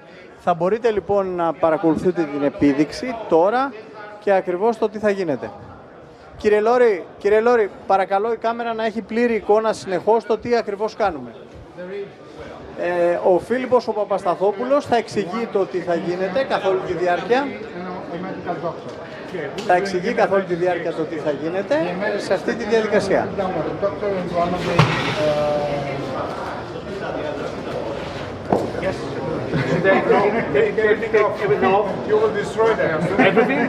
Yes, almost. Not all of them. Θα κάνουμε με τη σανίδα ή θα κάνουν απλώς μόνο το βγάλουν. I can put my hand on it. Θέλουν σανίδα ή θα τον βγάλουν. Ποιος είναι? Give it to a friend. Give it to Pavlos. Give it to me. You're not as strong. Ζητήσαμε τώρα 2 τεχνικούς της Toyota, 2 γιατρούς και 2 πυροσβέστες. On the driver, you do the emergency investigation. Doctor goes first. It depends on you, Carlos. They have to decide who is going to do the investigation. Yeah. One of you. I don't know. Okay. So you are a team, and a medical team. You are an intervention team. You go onto the site, and you suddenly see the driver is unconscious and is not breathing. Okay? Blue lips. No pulse. So we have to take him out and make a chest compression. Who is going to take him out? Who is this strong guy? One of you. Come on. You should, sorry. Each team should make this plan beforehand. When they go to the incident site, immediately they should know who is going to do the emergency investigation. You do it. No, you do it. You do it. No, you do it. He's dead. So we don't have the time for it. So you decide to do this. You are. What is the maneuver? What is the maneuver? Routing. Τώρα ο υπεύθυνος γιατρός της FIA ζητάει από τον διασώστη να του δείξει ότι μπορεί να κάνει το routing maneuver. Okay. I will then, buddy. No. Take the. No, he's on the seat. He's on his seat. Αυτό που έδειξε μέσα. Είναι πάρα πολύ σημαντικό να ακολουθούνται συγκεκριμένες οδηγίες, συγκεκριμένες αρχές, προκειμένου να μπορέσεις να απελευθερώσεις είτε τον συνοδηγό είτε τον οδηγό από το αυτοκίνητο. Θα το πιάσω εγώ αυτό. Όχι. Αλλιώς. Δώστε σε μένα. You do this.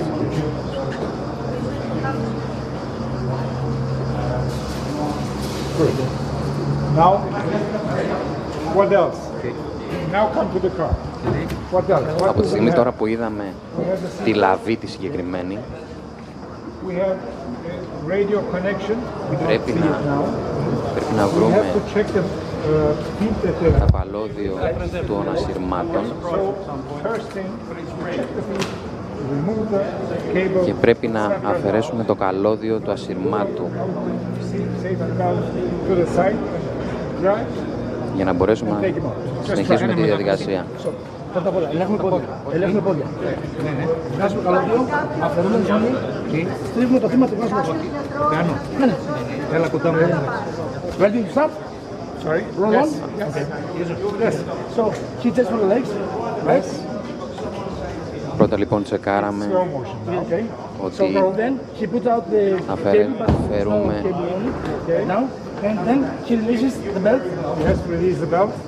το καλώδιο του ασυρμάτου. Μετά τσεκάρουμε τα πόδια του και μετά αφαιρούμε τις ζώνες.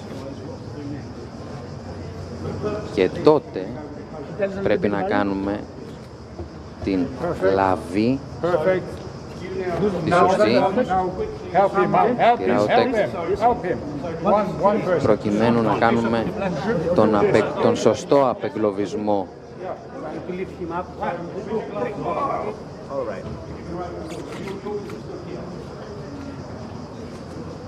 του οδηγού από το αυτοκίνητο. Then, legs, flat spine. No, fine. Και μετά συνεχίζεται η διαδικασία. Ο γιατρός ρωτάει τι έγινε λάθος. Τι συνέβη λάθος. Πρέπει να ξαναμπεί μέσα προκειμένου να δούμε τι έχει γίνει λάθος σε όλη τη διαδικασία.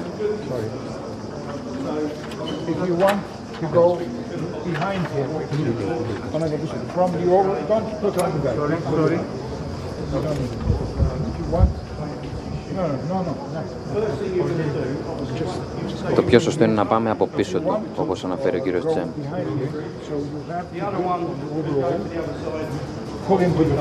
Πρέπει να τραβήξεις τη φόρμα και να τον φέρεις μπροστά για να μπορέσει να γίνει η σωστή λαβή. Then removing.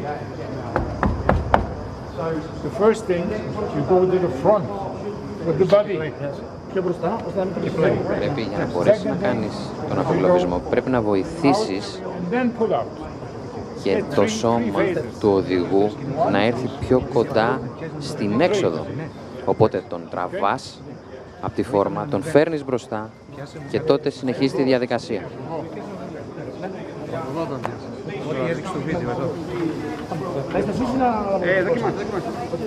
Πάμε. Ready? Roll on. Yes. Okay, go. Check the legs. Release the cable. Release the belt. Look front. Take the front. And then you just go. Okay. Ready? Ταυτόχρονα, στην άλλη πλευρά του αυτοκινήτου πραγματοποιείται απομόνωση του αυτοκινήτου, η οποία είναι απόλυτα σημαντική και είναι η πρώτη διαδικασία η οποία θα πραγματοποιηθεί πριν οποιαδήποτε κίνηση στο αυτοκίνητο.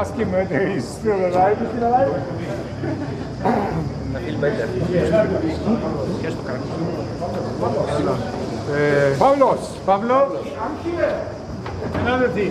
Another team. Again.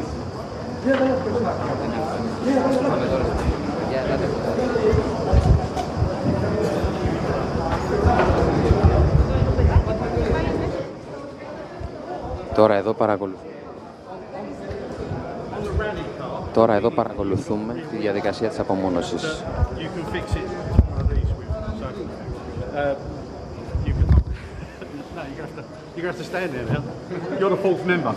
Αυτά τα οποία βλέπετε είναι οι κουβέρτες ψηλής τάσης, οι οποίες μας βοηθούν στο να απομονώσουμε το αυτοκίνητο για να μπορέσουμε τόσο εμείς όσο και τα υπόλοιπα μέλη του TIV να κάνουν τη δουλειά τους σωστά, χωρίς να υπάρχει ο κίνδυνος να ακουμπήσουν μέρη τα οποία έχουν υψηλή τάση. Το πρώτο πράγμα που πρέπει να προσέξουμε είναι ο εαυτός μας. Εάν δεν είμαστε εμείς καλά, δεν θα μπορέσουμε να βοηθήσουμε σε μια τέτοια διαδικασία.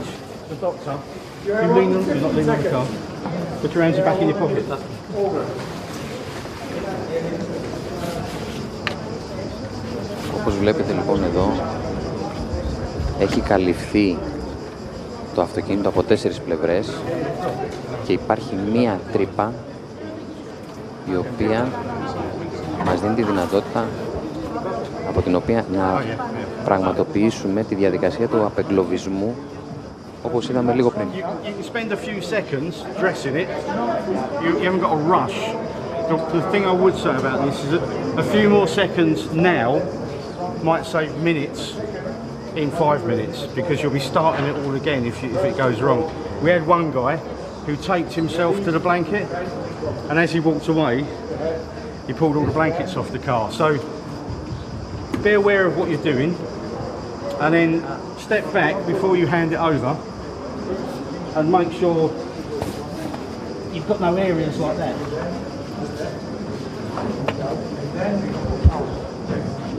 And if you're then happy with what you've got,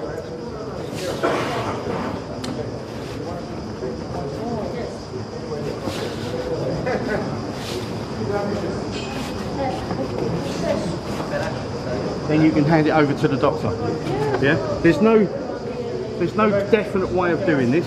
The P1 roll cage is different, which doesn't help, but it's actually better to work with than a car, than an ordinary rally car. There's more and better points for these, so it actually is easier on a rally car, on a P1 car. But that's what you want to be doing. Then now you want to take your hands out your pockets. What you're doing, right? You'll be wearing your gloves. Now you're going to look at it, and you're going to step back here first and say, "Are you happy?" And if he's happy, then you will do a little bit and go to your patient. And that's pretty much it. So it's being aware of what you're doing. You're working in crews of 4, so there'll be 2 doing this. You'll be at the front talking to the crew. I'm at the front and I see 2 switches in front. I can see 2 switches in front. Which should I disconnect? Because they are going to work here. Well, no, they'll do that first. That'll be their first thing. Which one? Well, it'll be marked. One's marked with an E, which is the fire extinguisher. I know that sort of lends itself to electricity, but it's not. And the other one's got a blue flash. These are the electricity ones. But these guys will make it safe. Yeah? So your approach, make it safe. You will go to the front and do your assessment. If you say this side first, then you dress this side. But at that point now, you 2 are working in this area, or 2 of you, you're around the front, and your 4th man, there'll be 4, your 4th man or woman will be watching you to make sure you don't do anything wrong. She will have the hook, right? Not only for pulling you off, but also for reminding you. In Estonia, we couldn't quite cover all the door, so she stood here with the hook here, so that if you backed into the hook, she knew you were close to the door, so you'd move the other way.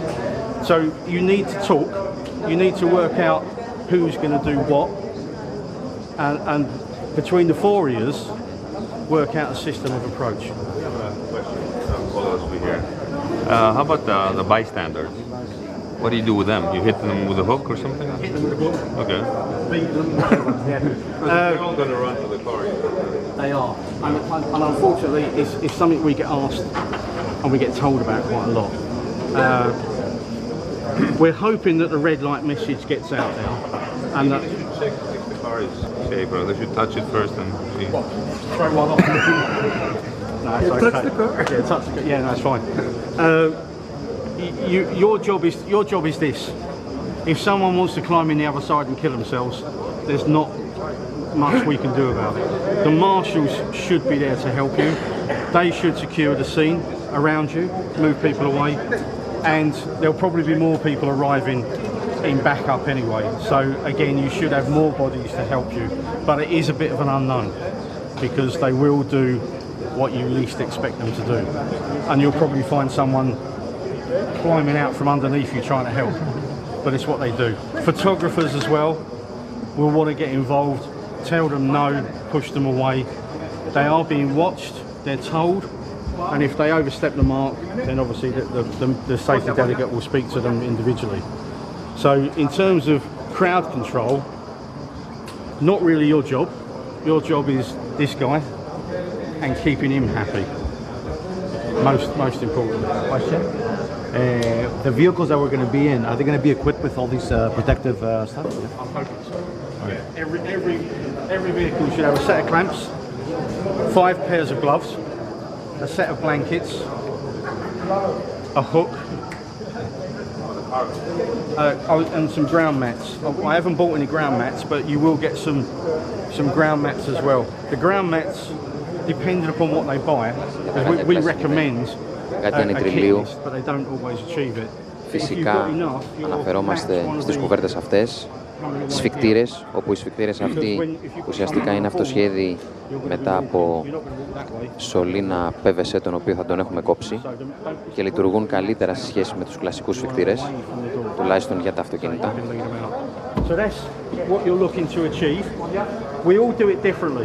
Θα υπάρχει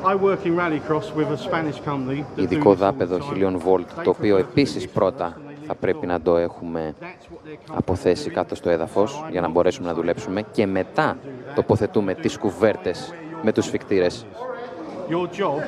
Και φυσικά ενώ πάντα φοράμε τα γάντια κλάσης 0 και τα παπούτσια ασφαλείας μας. Would you recommend still killing the power, or saving a couple of minutes for the doctor? If you're taking a driver out of a car, then turning the car off isn't going to do any harm. So I would say. In terms of time we save. It's going to cost you a couple of seconds, but it'll make you feel better.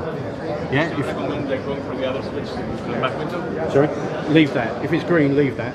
You don't need to touch that. If it's green, No. In case of rain? In case of rain? On the side? We're not going to do on the side. Because if the wheels go down... We'll be here forever. If it's on its side... Meaning that there's weather. Well, if it's on its side, or if this doorway is blocked against a tree or something, you're going to have to try and move the vehicle. I mean, is there any leak of electricity on the ground because it's wet? Because it's wet, highly unlikely. Highly unlikely.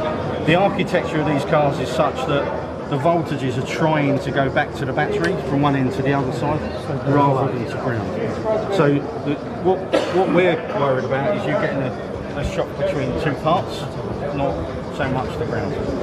We put mats on the ground as a confidence thing as much as anything. So that's the sort of thing we're trying to achieve. And what I want you to do now is get into groups. We need to find some more medical people because it's a bit unfair you're doing it all. If we can get you into pairs, if you know who you're going to be working with over the rally week, you don't know at all. Okay. Και θα υπάρχουν τετράδες ουσιαστικά ατόμων οι οποίοι θα γνωρίζουν ένας τον άλλον. Αυτές οι τετράδες θα δημιουργηθούν προφανώς πριν τον αγώνα.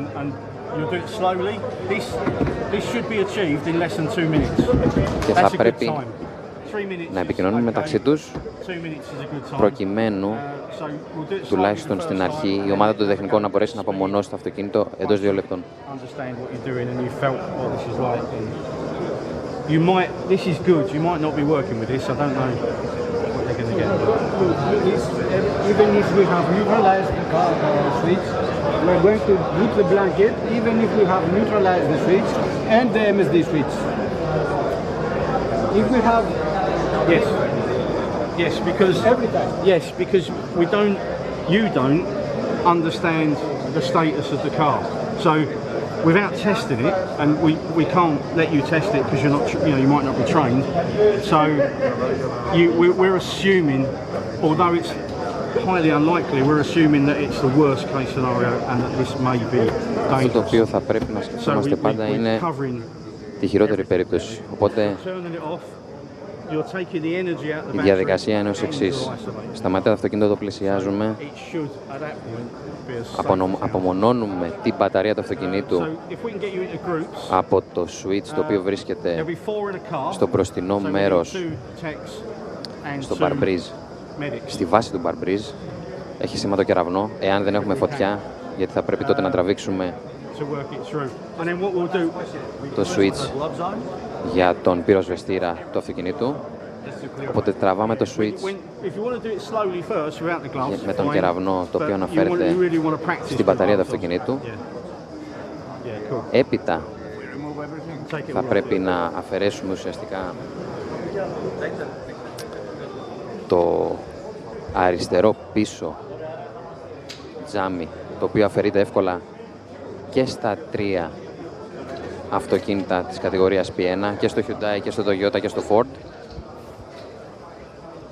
Γυρίζουμε το Manual Service Disconnect, το οποίο είναι ένα switch που βρίσκεται πάνω στην υβριδική μονάδα, και έπειτα πραγματοποιούμε τη διαδικασία απομόνωσης του αυτοκινήτου με τις κουβέρτες και τα clamps, όπως είδατε πριν λίγο.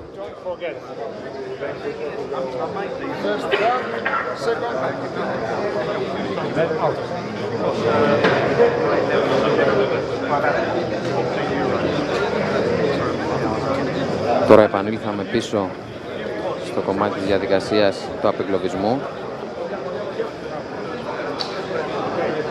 We delete this record because it was wrong. Okay. What was wrong? You tried to make it better, but you made it worse. What was wrong? No. Go again. Go again. Go it. How did you get the grip? Ο γιατρός της FIA ζητάει συνέχεια να δει κατά πόσο οι rescuers μπορούν να κάνουν σωστά την λαβή του απεγκλωβισμού.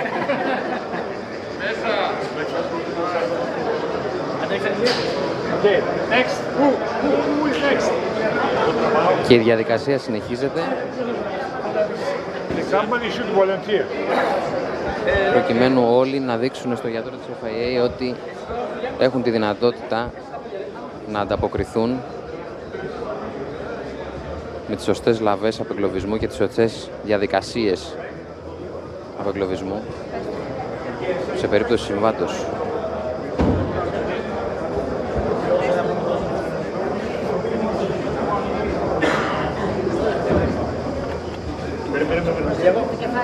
Πρώτα να πας έξω, μπροστά, μετά να πας έξω.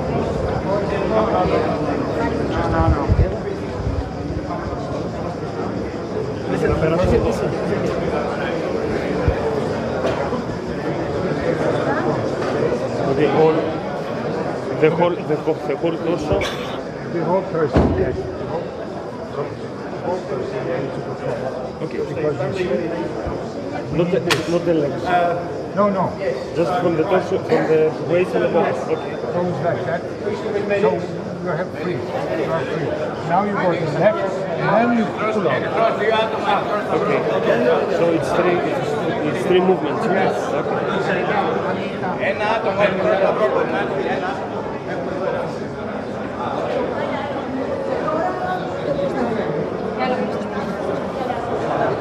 Θέλω να σας γυρίσω. Τώρα είσαι καλά. Τραβάτε. Πόδια είναι.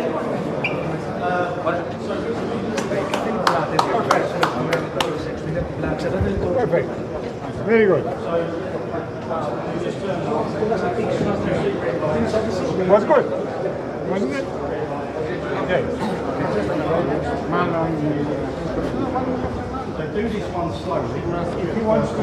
Εδώ ξεκινάμε πάλι τη διαδικασία του κόκκινου αυτοκινήτου με την ομάδα των TIV.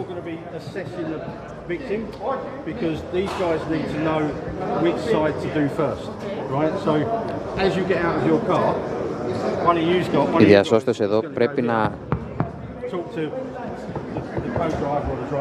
μιλήσουν είτε στον οδηγό είτε στον συνοδηγό προκειμένου να διαλέξουν ποια πλευρά του αυτοκινήτου θα δουλέψουν πρώτοι, καθώς είτε ο οδηγός είτε ο συνοδηγός μπορεί κάποιος από τους δύο να έχει μεγαλύτερο πρόβλημα και να χρειάζεται πιο άμεσο απεγκλωβισμό. Χτυπάμε το παρμπρίζ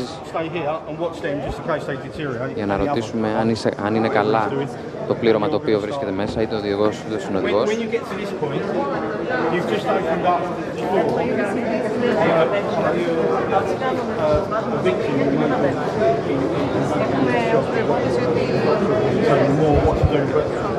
We tell people start talking to them. As soon as you arrive, start talking to them and explain what you're going to do.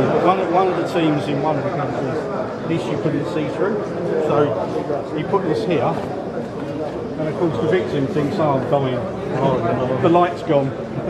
Yeah? So talk to them and tell them what you're doing. Πρέπει να μιλάμε πρώτα με το πλήρωμα. Είναι πολύ σημαντικό να μιλήσουμε με το πλήρωμα, να τους ηρεμήσουμε. Οι γιατροί μιλάνε πίσω από εμάς, αν είμαστε τεχνικοί, μας βοηθούν. Γι' αυτό είναι σημαντικό να υπάρχουν τετράδες ομάδων, οι οποίοι θα γνωρίζουν ο ένας τον άλλον, προκειμένου να καθοδηγεί ο ένας τον άλλον.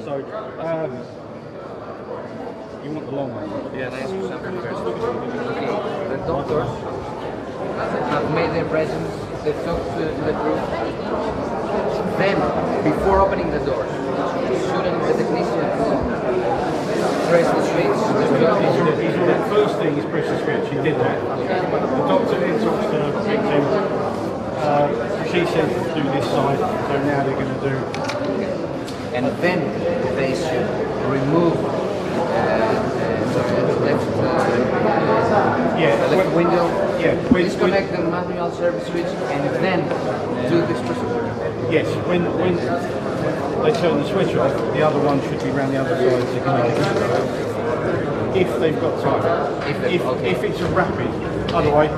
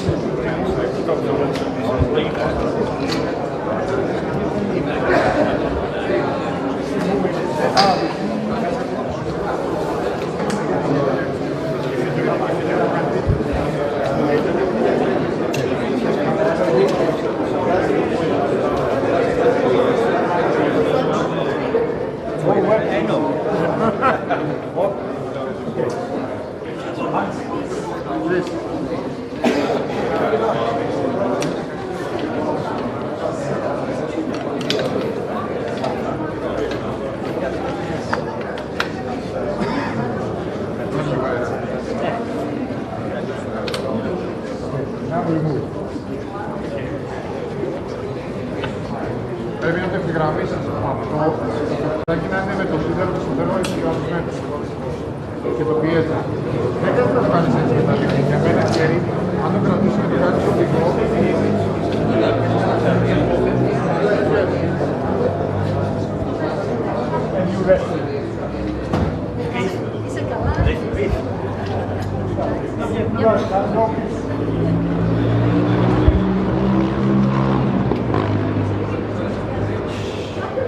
The winner! We're not finished yet. No! We are just beginning.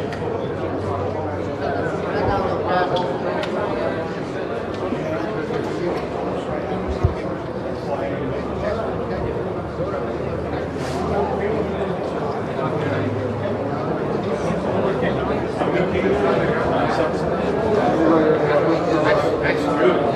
Let's see that. That's good.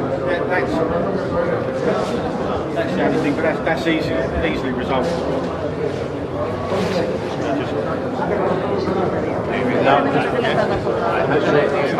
That's where your fault lies. You've got a lot of work unless you really get Η διαδικασία λοιπόν, το επαναλαμβάνω, είναι η εξής. Έχουμε ένα αυτοκίνητο το οποίο γίνεται κόκκινο ή χρειάζεται βοήθεια το πλήρωμα, έτσι. Οπότε μπορεί να έχουμε και κόκκινο και μπλε φως ταυτόχρονα. Μπορεί να έχουμε και πράσινο φως και μπλε φως ταυτόχρονα. Το πλήρωμα μπορεί να μην βγει, μπορεί να είναι καλά στην υγεία του, μπορεί και να μην μπορεί να βγει από το αυτοκίνητο. Μπορεί να μην έχουμε καν φως, έτσι, κάποια από τα φωτάκια. Και πάλι θα πρέπει να δουλέψουμε στο αυτοκίνητο σαν να ήταν κόκκινο. Πλησιάζει λοιπόν η ομάδα των τεχνικών, των γιατρών και των πυροσβεστών. Οι γιατροί, rescuers, επικοινωνούν με το πλήρωμα για να δουν αν είναι καλά, για να δουν εάν χρειάζεται να απεγκλωβιστεί κάποιος πιο γρήγορα, γιατί μπορεί κάποιος να έχει πάθει μεγαλύτερη ζημιά από τον άλλον. Και τότε αρχίζουμε και δουλεύουμε πάνω στο αυτοκίνητο. Εάν υπάρχει φωτιά, τότε θα πρέπει να δράσουμε πάρα πολύ γρήγορα. Δεν έχουμε το χρόνο να δουλέψουμε με κουβέρτες για πάρα πολλή ώρα. Θα πρέπει να απομακρύνουμε το πλήρωμα το συντομότερο δυνατόν.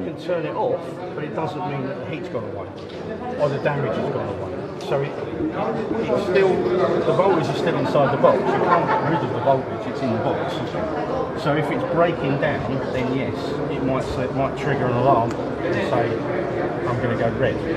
So we just stop, start again.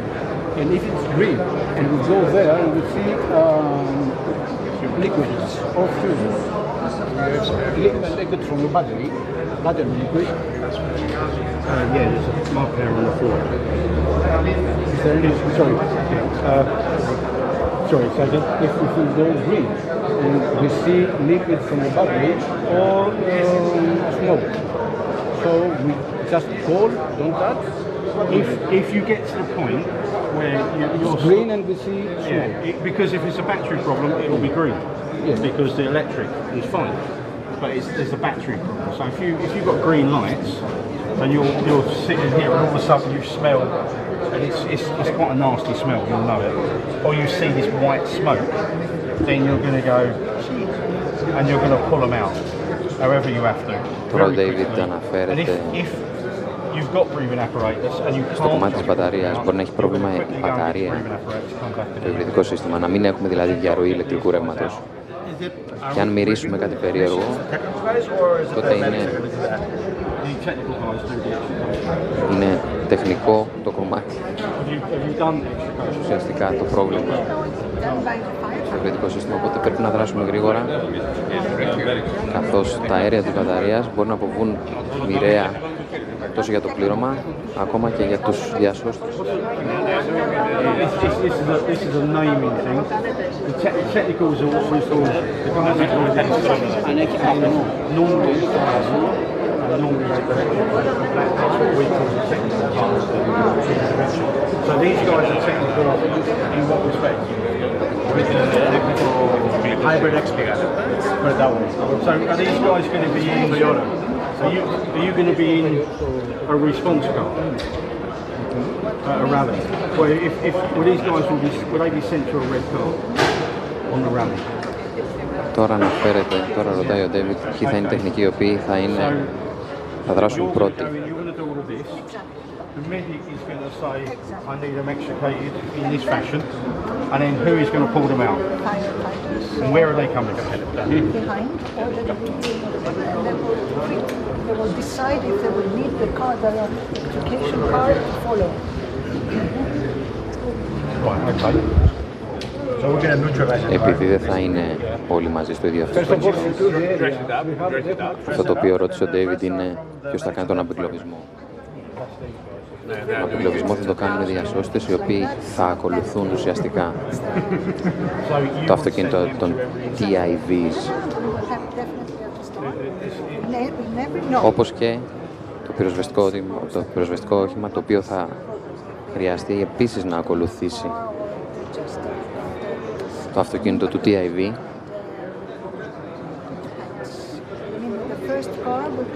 προκειμένου να σβήσει κάποια φωτιά αν χρειαστεί ή και να βοηθήσει και επίσης τον απεγκλωβισμό. You had an incident 8 minutes away from a TIV point. You guys will run with the medics, you'll get there, you'll go, oh, they might need some backup. So at some point you will say to the fire people, you better go because you might be getting out. These will arrive and do all of this, and then they may be stood there waiting for the firemen to But we can push the button to the fire. No, you can do all of that, but you won't be taking it out. So what I'm saying is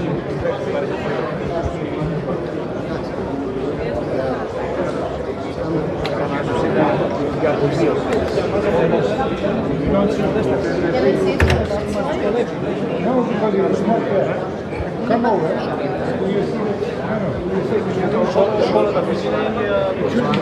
Somewhere around. You definitely break it. Yes, yes. Just remove it without touching it with your glove. Without touching it. Turn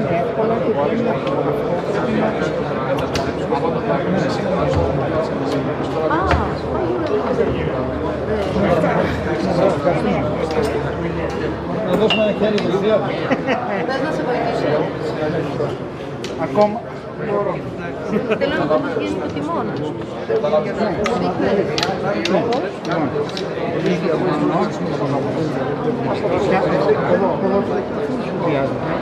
Αυτό έχει αυτό εδώ το μεταλλικό. Πιάνει.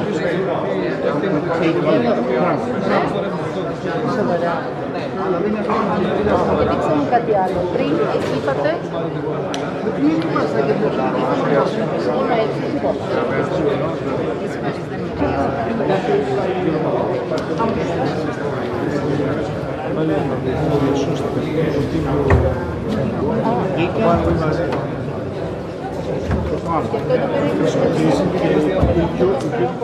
Αυτό είναι το κράνος για να μπορεί να μιλάει. Ή το θέλεις. Εντάξει, και να κάνει κλακ και φεύγει. What you are doing now? Sorry, our song is...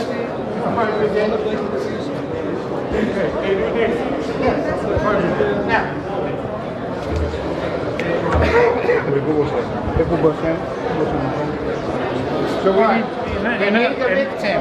4 people. 4 people? But we need a big team first of all. Θα κάνετε την... We do the big team. If you want.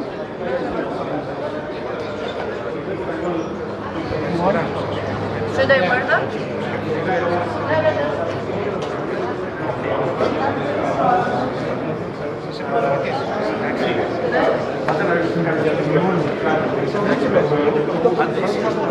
Should I get it first?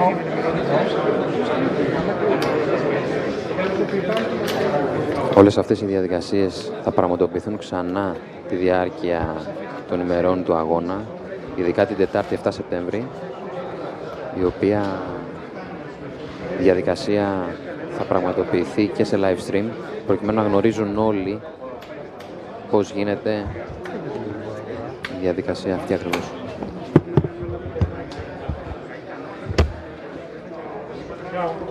You are doing the experience. Now we do a control. We do a control. Control circuit with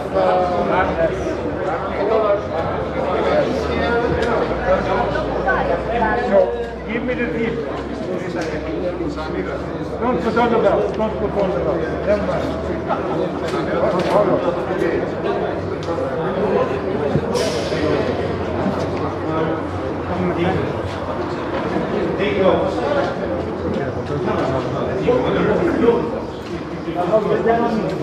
You done it?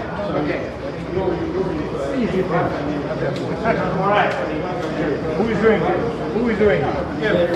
1, 2, 3. Okay.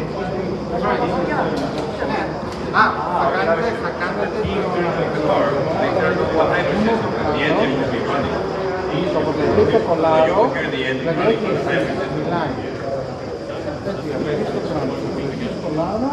Κολλάψτε το...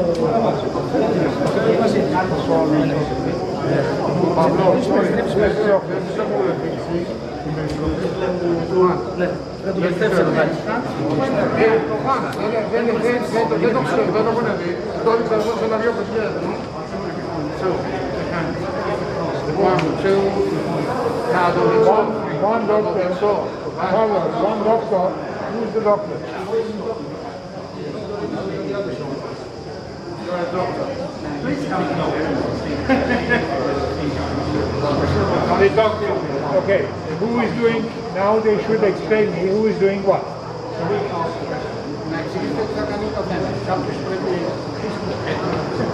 One, two, three.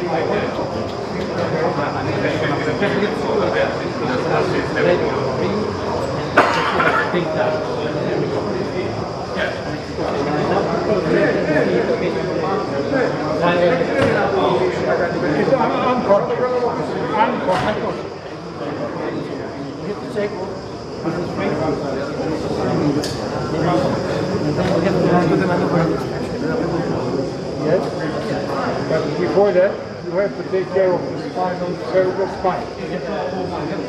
Yes. And to do that, you have to remove the helmet And the hands. Who is doing that? Now you have to make the plan. Make the plan.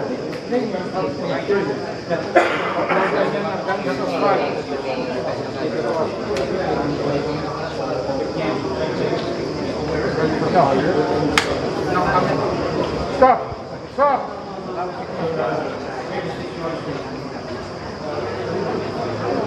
What is wrong? Please, come and show them.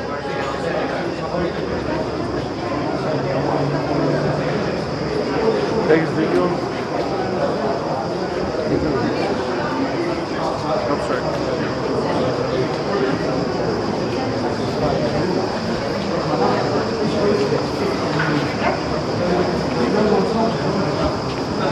So you are four. One, the weakest. You go there, kneel down, and hold the head from the chin. Kneel down, kneel down. Small profile, small profile. Yes. Hold the head from the chin. Yes.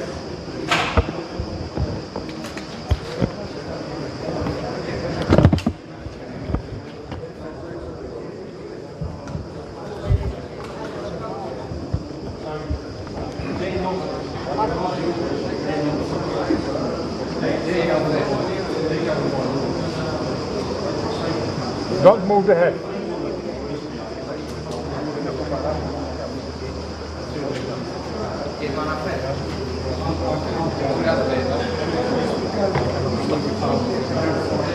Okay, perfect.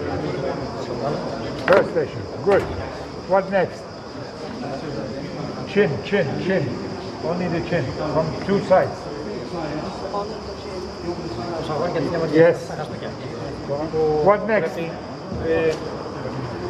Zoni. Zoni. Zoni.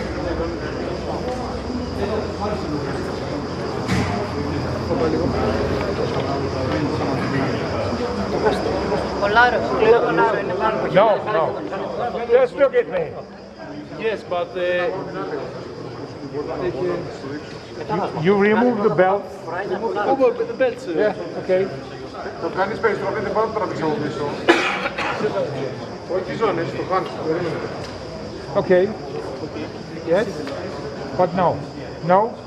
The hands. No. Look at me. Look at me. Hey.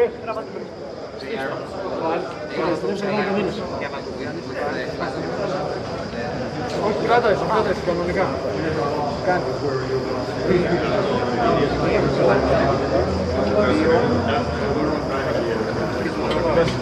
Okay.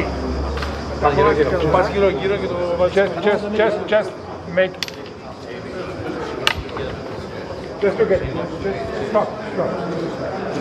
You pull her to the front, and then you turn it 180 degrees and bend down. Put it down again.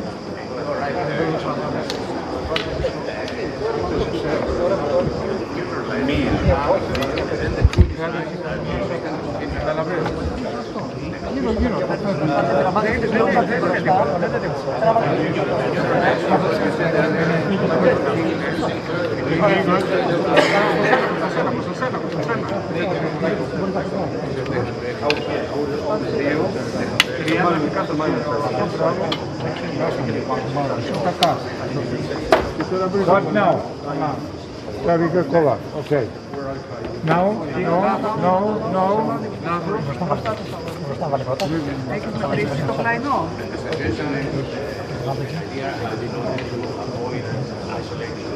Gentle.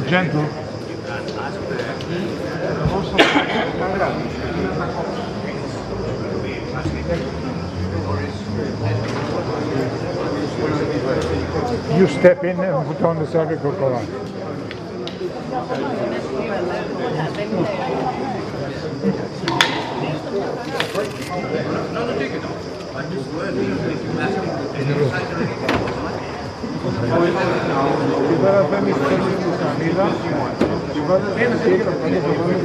Can you open your mouth? Good. Okay. What now?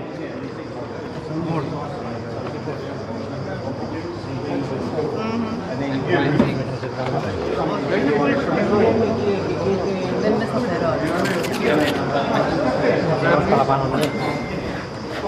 Φαντάζομαι ότι αυτός θες να... It was the wrong person who put the surgical collar. Therefore, you need to make an arrangement beforehand.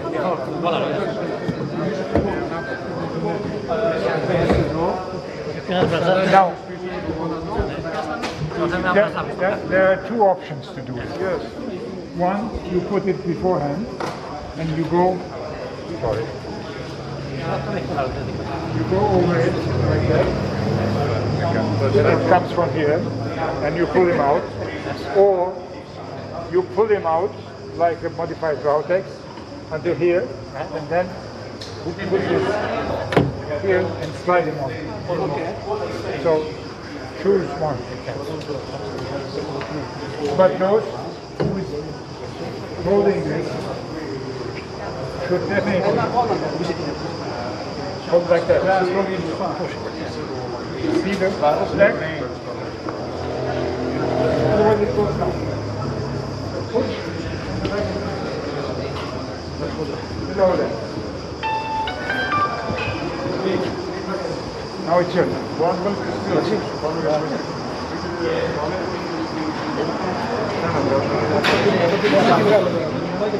Laser fight.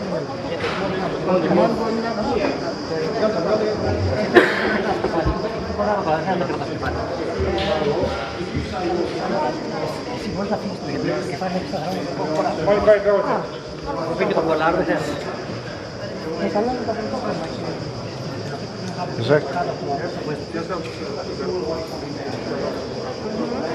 Για να το δω κι εγώ πώς θα γίνει. Για να τον καρπό. Πες από κάτω. Πιάσεις το φαγόνι κι ανήσω και μετά από κι άλλη. Αν το βάζεις από την σελίδα στη θέλεις παρακολουθεί. Θα μου δουλάζει, πώς θα ξαφνίσει. Τώρα πώς θα το βγάλει. Πόδια. Μετά, πήγαινε απλά για θέση αυτός και ανέβασε.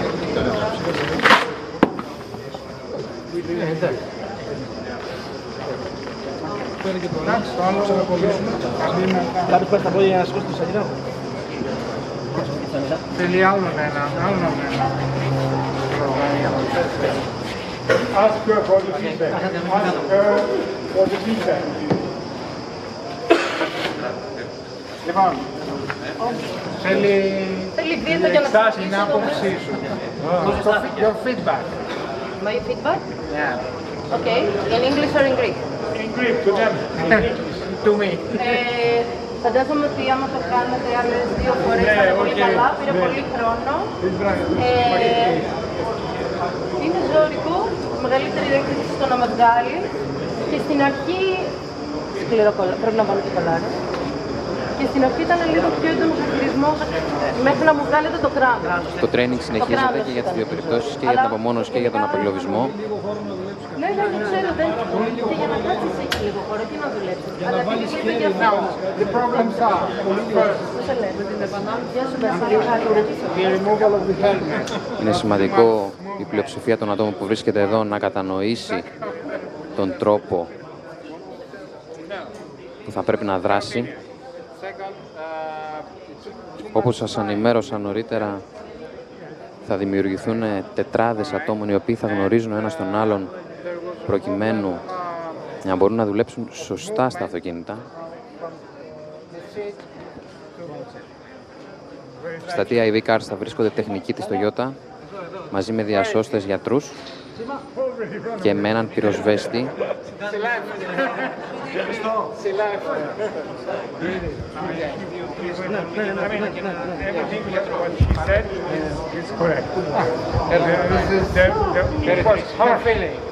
Τόσο στις αφετηρίες των ειδικών διαδρομών όσο και σε ενδιάμεσα σημεία των ειδικών διαδρομών θα υπάρχουν αυτά τα οχήματα με αυτά τα άτομα, Δημήτρη, όπου ταυτόχρονα θα συνοδεύονται και από άλλα οχήματα ασφαλείας, όπως ασθενοφόρα και πυροσβεστικά οχήματα.